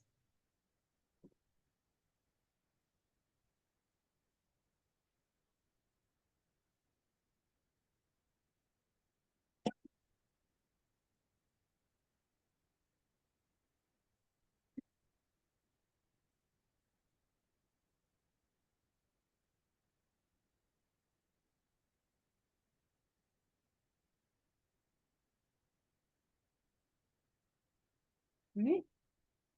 So this last piece, we're going to talk about, before we jump into doing our mini CD, we got to talk about a few things first. So we're going to spend some time talking about prorations and what we prorate and how we prorate. And then another piece of math that we need to know is interim interest, also known as prepaid interest. We're going to talk about how to calculate that. And both proration math and interim interest math, you're going to see on our mini CD that we're going to do on Tuesday next week. But you could also see standalone problems just on proration. You could have a standalone problem just on interim interest. So this math will be used in the CD, but it could also be used as its own problem. And then also on Tuesday, we won't get to this today, but also on Tuesday, we're going to do, it's a mini closing disclosure. We're not doing the full-blown CD that we just looked at, but you are going to have a test question. And the question is going to ask you, how much does your buyer have to bring to closing? So we're going to talk about how we can figure out the buyer's debits and credits to determine how much they have to bring to closing. And then again, we're on Tuesday at this point. But the last thing we'll do is kind of review our responsibilities and our duties when it comes to the closing disclosure. So let's talk about some closing math. We in pre-licensing world, do I have everybody in pre-licensing world? In pre-licensing world, our days are different. And in pre-licensing world, we're going to use a 360-day year. In pre-licensing world, all months have 30 days. 30 times 12 is 360. So in pre-licensing world, how many days are in February? 30. In pre-licensing world, how many days are in October? 30. We don't get to celebrate Halloween in pre-licensing world, do we? We don't get to celebrate New Year's Eve in pre-licensing world. Every single month has 30 days. 30 times 12 means we're using 360-day year. You get to the real world, you come see me in post-licensing. Now we're going to use the actual days of the month. We're actually going to use a 365-day method. But for right now, it's just a lot easier to remember that every single month has 30 days. Everybody good so far? Post-licensing, I got to teach you knuckle tricks to remember how many days are in January and February and March, right? That's not true. I actually give you all the days in post because I think that's just, I want y'all worrying about other things other than how many days are in August, you know? So pre-licensing world, 30-day month, 360-day year. And the first thing that we're going to talk about is prorations. And first off, just to understand a proration is taking a shared expense and making it fair between the parties. I think we gave the example last class. If you buy my house today, what is it, April 3rd? You buy my house today. Is it fair for either one of us to pay 2025 taxes? I only owned it for the first 3 months. You only own it for 9. It's not fair for either one of us to pay the whole amount, right? So how do we make it fair? We take this shared expense and we prorate it. Things that we're going to see prorated. This year's property taxes. If the sale included personal property, we negotiated an outside bill of sale for the cars in the garage. Those personal property taxes, this year's personal property taxes will be prorated. Another shared expense are our HOA dues. Maybe those are monthly, maybe those are quarterly, maybe those are annually. The problem has to tell you because there is no standard. And then the other thing that we're going to see prorated is rent. Prorations is a shared expense between the buyer and the seller. The buyer has their own expenses. The seller has their own expenses. These things are the shared expenses. So what do we see prorated? Taxes, HOA dues, and rent.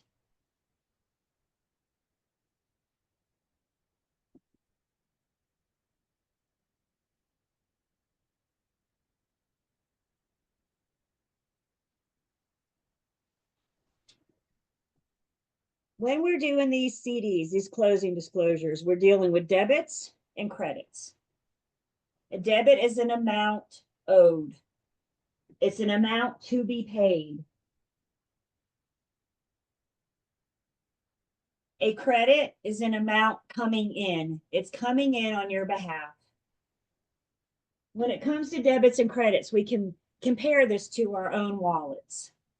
Debit is money going out. Credit is money coming in. Both parties, buyers and sellers, have debits and credits. And so to figure out how much each party owes, we're going to figure out each party's debits and credits. For our buyers, all of their debits minus all of their credits tells us how much they have to bring to closing. Sellers are the opposite. For the sellers, it's all of their credits minus all of their debits tells us how much they're going to get, if any. Could that number be a negative? Could they have more debits than credits? Yeah. And that's when our seller's underwater. And that's when our seller will have to bring money to closing.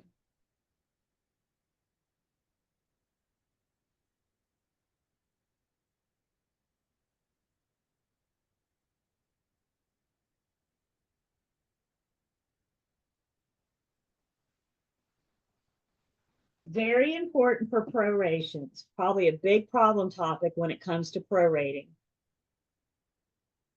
Remind me, what did we just say we prorated? Let's rattle these off together. What are the things we see prorated? Taxes, Per HOA dues, and rent. and rent. You guys have that? Those are the shared expenses when we prorate.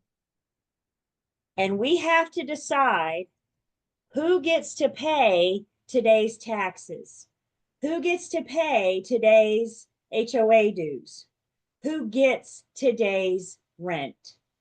So when it comes to prorating, and the contract even tells us, when it comes to prorating, we're always going to consider the seller responsible for today, which means the seller will pay today's taxes. The seller will pay today's HOA dues, and the seller will keep today's rent. This is only applicable when we're prorating. So I got three things going on. I got the shared expense, taxes, HOA dues, and rent. The seller has their own expenses, in which case they're responsible for it all. And then the buyer has their own expenses, in which case they're responsible for it. We only consider the seller responsible for the day of closing, unless it's their own, when we prorate. I always remember it this way. Let's say today is closing day. When we woke up this morning, when our alarms went off, who owned the property? Isn't it still the seller? Wasn't the deed still in their name? And we get up and get our day going and go about our day. And at some point today, fingers crossed, that deed's going to change hands. And if everything goes according to plan today, when we wake up tomorrow, who owns the property? We can't really call them the buyer tomorrow, can we? Because tomorrow they are the new owner. So the seller is responsible for the day of closing because they own the property when we woke up this morning.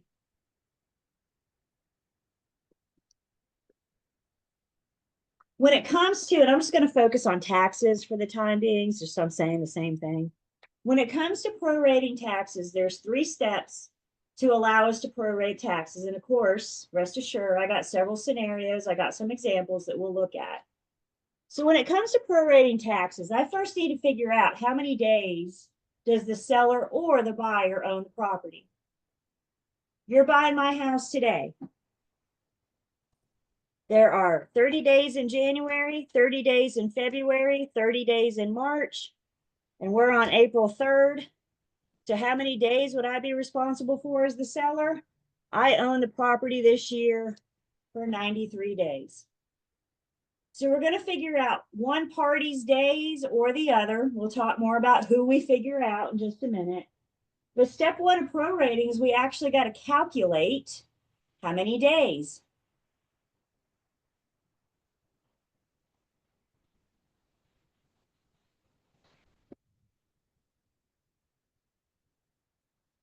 Once we know how many days, then we need to calculate the daily taxes.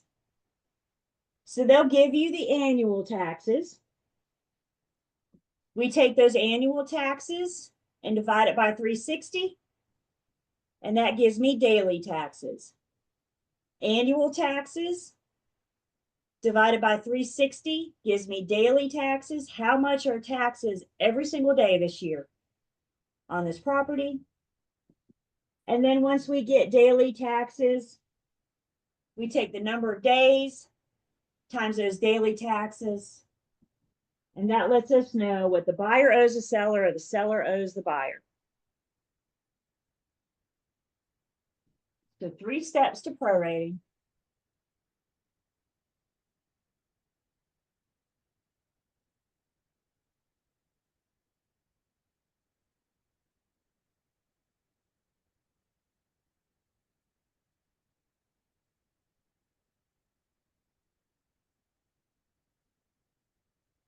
Before we get into prorations, I think this is a good time for a good review. Because one thing we're talking about is taxes. Y'all remember calculating taxes? Wasn't Unit 3 like a long time ago? So in case we need a refresher, how do we find annual taxes?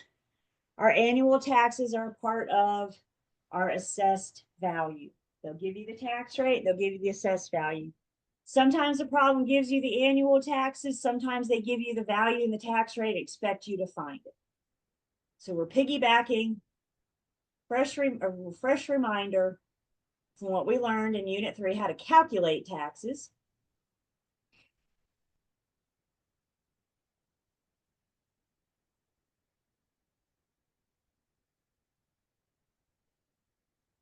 And with that tax rate, North Carolina uses ad valorem. That tax rate is an amount per 100. Other states use a mill, and that rate is a thousandths. They'll give you one or the other, ad valorem or mill. Just always do what the problem tells you.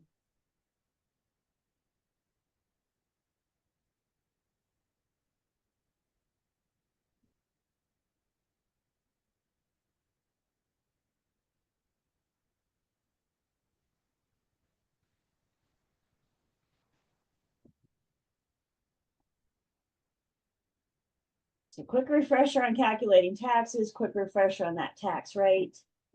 So let's get into some property tax prorations. I'm going to say something, and then you're going to tell me why this is important to you. Is everybody ready? September 1st. Why is that important to you? I'm pretty sure it's not your birthday. If it is, happy birthday. But why is September 1st important to you?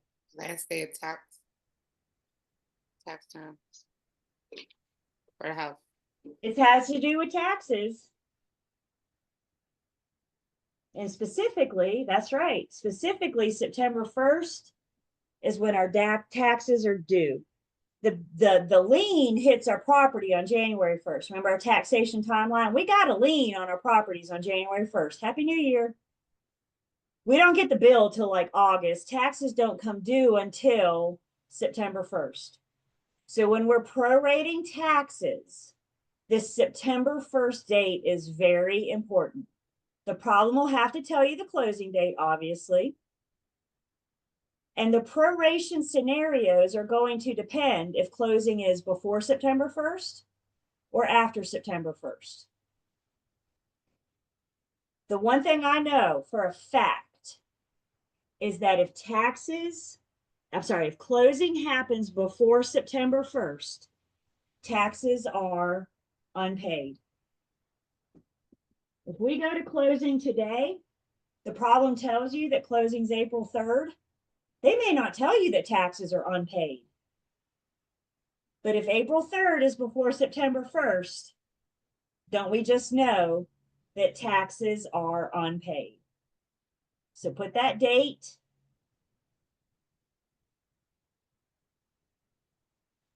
So we're gonna go to closing today, April 3rd.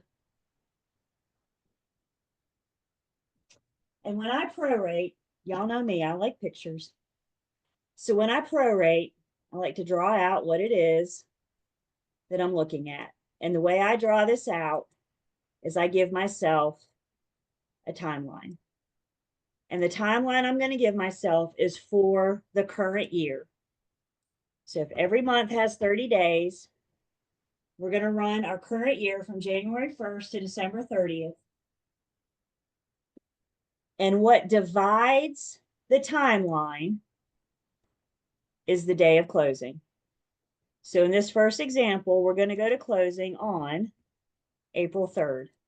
The seller owns the property the front part of the year. The buyer owns the property the latter part of the year. I just took the information from the problem and I put it in a picture. I don't even have to touch a calculator. Who's going to pay the more in taxes this year? Who has the biggest responsibility of taxes? The buyer, because who has the longest period on the timeline?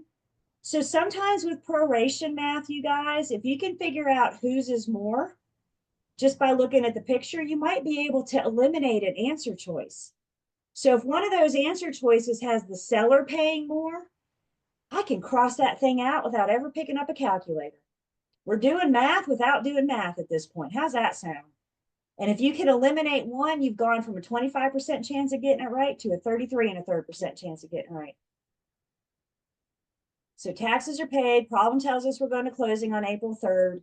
First thing I do when I prorate is I draw my little picture.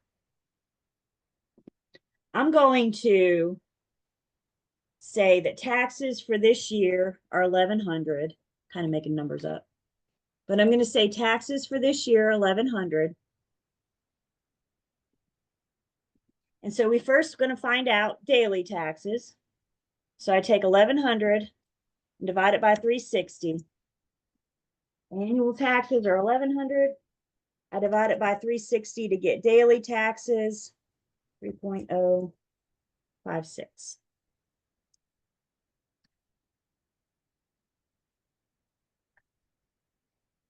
So what we're saying is every single day this year, taxes are $3, 3.056 cents. Today they're 3.056, tomorrow, every single day this year. Questions so far?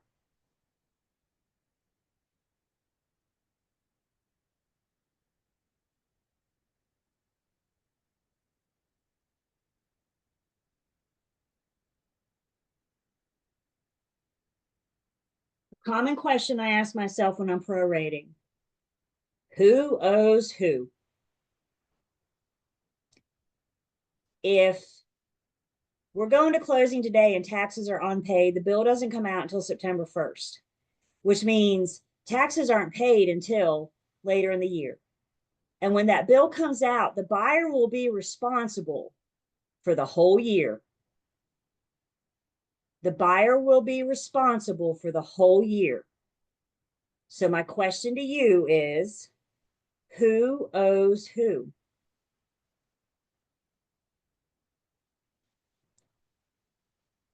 The seller owes the buyer? The seller owes the buyer for the period of time that they own the property. When we hear the Yeah, word but how are they supposed settlement, to get their money? Like they get it in CD? Like that's when they get the money? we're gonna shake it out in debits and credits on the CD. Yep. So Brittany, to your point, the seller's not handing the buyer a check and saying, here you go. It all shakes out on the CD as their debits and credits. So seller owns a property. Guys, the whole point of settlement is for the parties to finalize or settle everything between them. Buyer and seller should be done with each other after settlement. And one way we're going to make sure that they're done with each other is that any of these monies like this is taken care of, is handled at settlement. Could y'all imagine a world if this didn't happen and the bill comes out on September 1st and the buyer calls the seller, the new owner calls the former owner and says, hey man, our taxes are due, you owe me money. What's that former owner, what's that seller going to say? hang up the phone. The buyer's now paying the whole taxes, right? So how do we make this fair? How do we make sure that the buyer collects their portion of the taxes at settlement? We prorate it and we collect it at settlement. So what you guys are saying to me is that the seller owes the buyer. And in closing disclosure verbiage, that shakes out as they debit the seller, credit the buyer. The seller will be debited this amount, the buyer will be credited. That's this much less money that the buyer has to bring. And what we're saying is that when they are responsible for their taxes, they've already collected from the seller. I know my daily taxes. I know the seller owns the property for 30 days in January, 30 days in February, 30 days in March, and then 3 days in April. So the seller's responsibility is 93 days. Taxes are 3.056 per day. So I take 93 times 3.056, and I have a double entry. Double entry meaning we're going to see this on the closing disclosure twice. It's going to show up as a debit the seller, $284.21, and a credit the buyer, $284.21. This is just shy of the seller saying, here's a check for my portion of the taxes. We're just shaking it out on the closing disclosure. So anything before September 1st, the buyer will be responsible for the tax bill later in the year. So the seller is going to pay their portion to the buyer via the CD at settlement. And it's going to shake out. I knew that was going to work for me. It's going to shake out as a debit the seller, credit the buyer for the same amount. What leaves the seller's hand is entering the buyer's hand.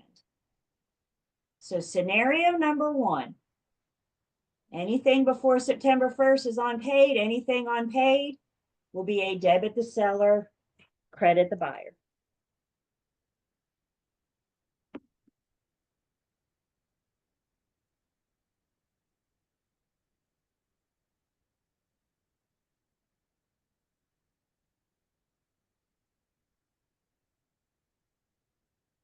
Questions?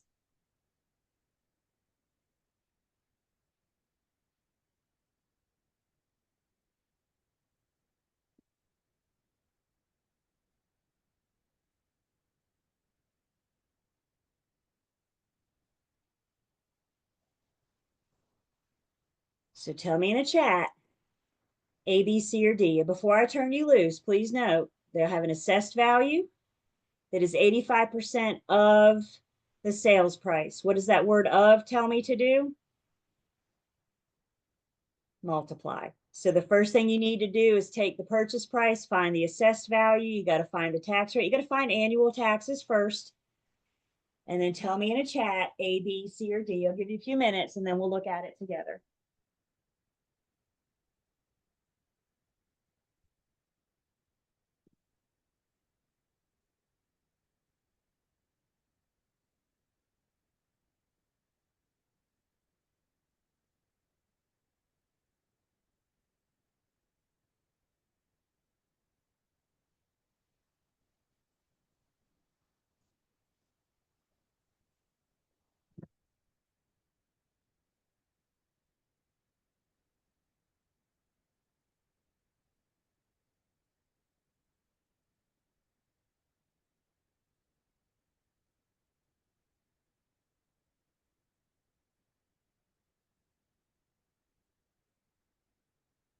Question comes in about taxes due. When is closing?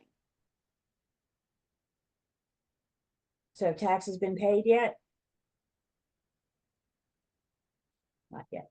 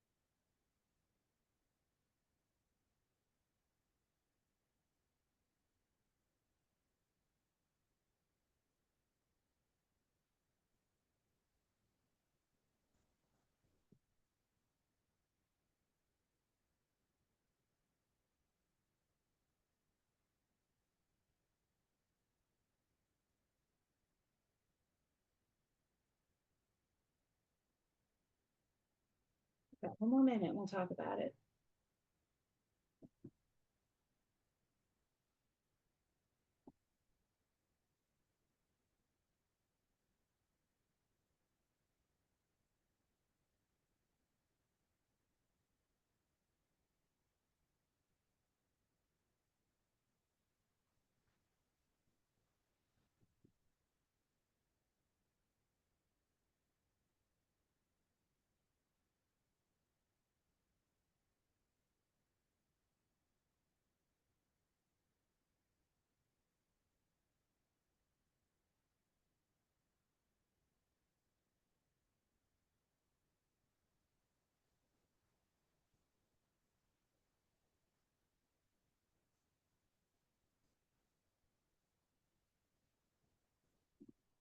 You guys are finishing up. Hang on just a second.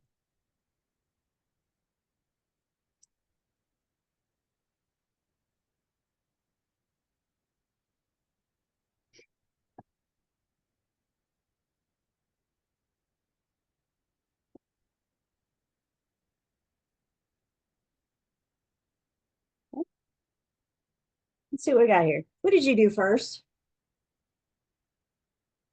Just read. Just read. Read and breathe. The buyer is purchasing a property for $280,000, closing on April 17th. The assessed value is 85% of the sales price. The tax rate is 1.35 per 100. What is the tax proration entry if taxes are unpaid by the seller? Do we need the problem to tell us that taxes weren't paid? No, this problem's nice. Not all problems are this nice. So is everybody good with that September 1st date? Closing before September 1st, taxes are unpaid.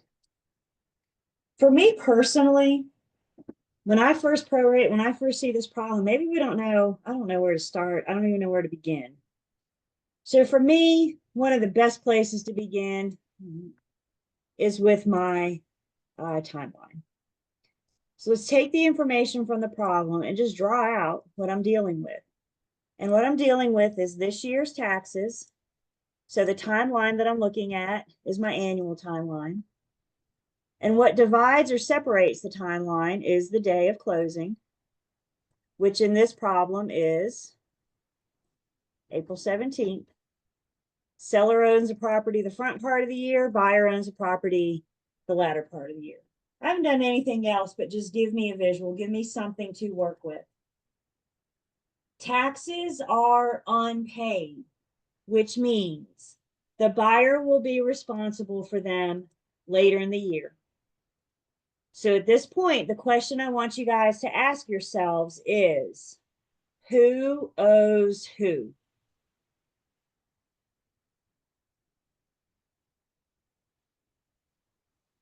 I'm seeing mouths move, and I'm agreeing with you. What you're telling me is that the seller owes the buyer. Is everybody good with that? If the buyer's responsible for the whole taxes, the whole bill, did the buyer live here all year? No, but I'm telling you, they're going to have to pay all year. Isn't at some point the buyer's going to go, whoa, whoa, whoa, somebody owes me some money. Who is it that owes them money? The seller. So we've determined out the gate, this is a debit the seller, credit the buyer. And before I've ever picked up a calculator, can't I eliminate those answer choices that tell me different? Y'all just went from a 25% chance. You could eeny, meeny, miny, mo, and give yourselves a 50% chance of getting it right. Y'all want to go to Vegas on 25% odds or 50% odds, right? Right?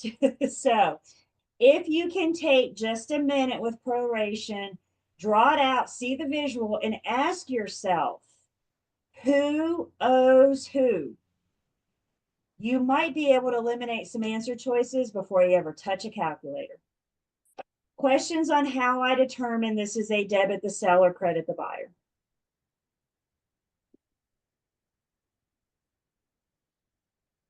The drawing, she said it all. I like the picture. Yeah. I'm a picture person. Yeah. So now we got to figure out how much. So now we go to the problem. Now we touch the calculator. I got a purchase price for $280. I got assessed value of 85% of the sales price. So the first thing I have to do is find the assessed value. That word of tells me to multiply.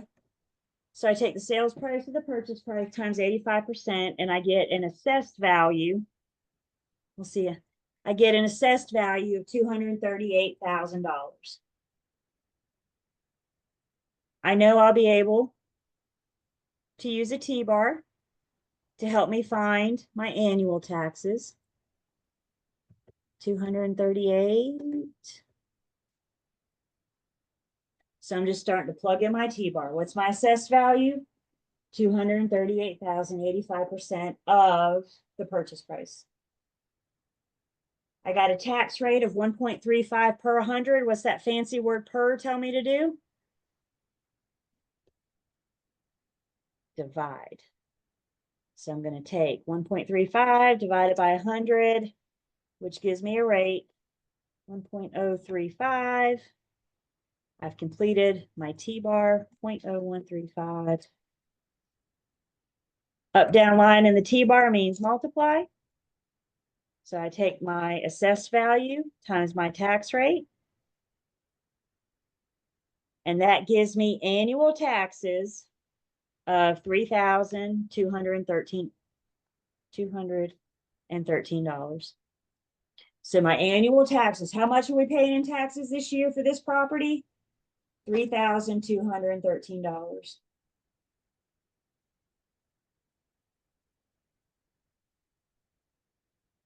Now that I have annual taxes, now we can figure out daily. We do so by dividing by 360. In pre-licensing world, there are 360 days of the year. So 3213 divided by 360 gives me daily taxes of 8.925. I have annual taxes. I divided by 360 to get daily taxes. Seller owns a property. There's 30 days in January, 30 days in February, 30 days in April. And in this case, there are 17 days in May. So when I add all that up, I get, let's put this down here, 107 days times our daily tax rate gives me an amount of $954.98. We've already determined debit the seller, credit the buyer.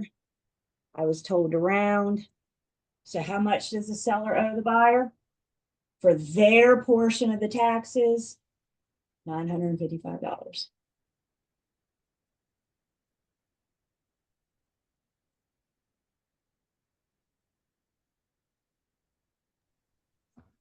So the taxes on the purchase price wouldn't be until the following year on the buyer, basically, or is That's it? right. Okay. Because all we have to go on at this point, I mean, the tax rate hasn't even been set. That doesn't get set till July. So when we have closings before September, the only thing we can rely on is last year's taxes. And they might be a little bit different, but let's just say they're going to be close enough.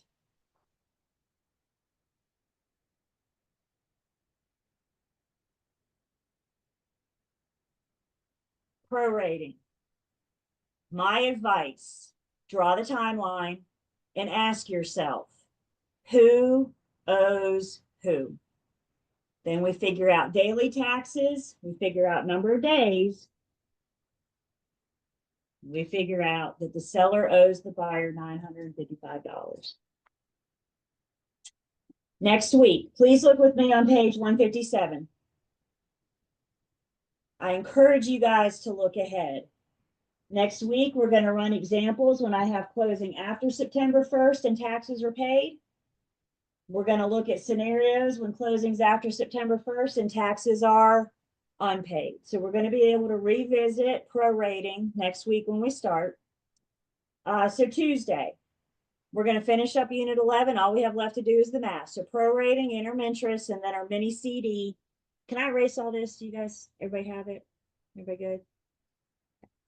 Don't forget, again, I really encourage you guys, this CD stuff can get, it could get to be a lot. So I think to make it easier for you, in the Google Drive, I have us a worksheet called Buyers and Sellers Debits and Credits, looking specifically at the buyers' debits and credits, looking at the sellers' debits and credits, looking at prorated items. So we're going to talk about our worksheet, but I encourage you to look at it before class. This will guide us in figuring out how much the buyer has to bring to closing. We're first going to calculate all of their debits. How do I know what their debit is? Because we have our guide.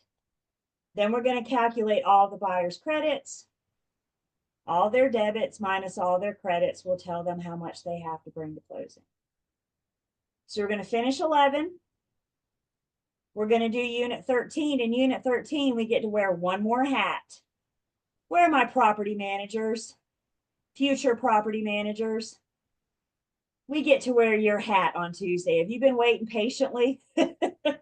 We will get to you on Tuesday. So unit 13 is property management. It's the landlord-tenant relationship. And then we're going to cover what we haven't in unit 15. Did you hear what I just said? Most of unit 15 is a review, you guys. It's specific to NC specific stuff, NC state stuff.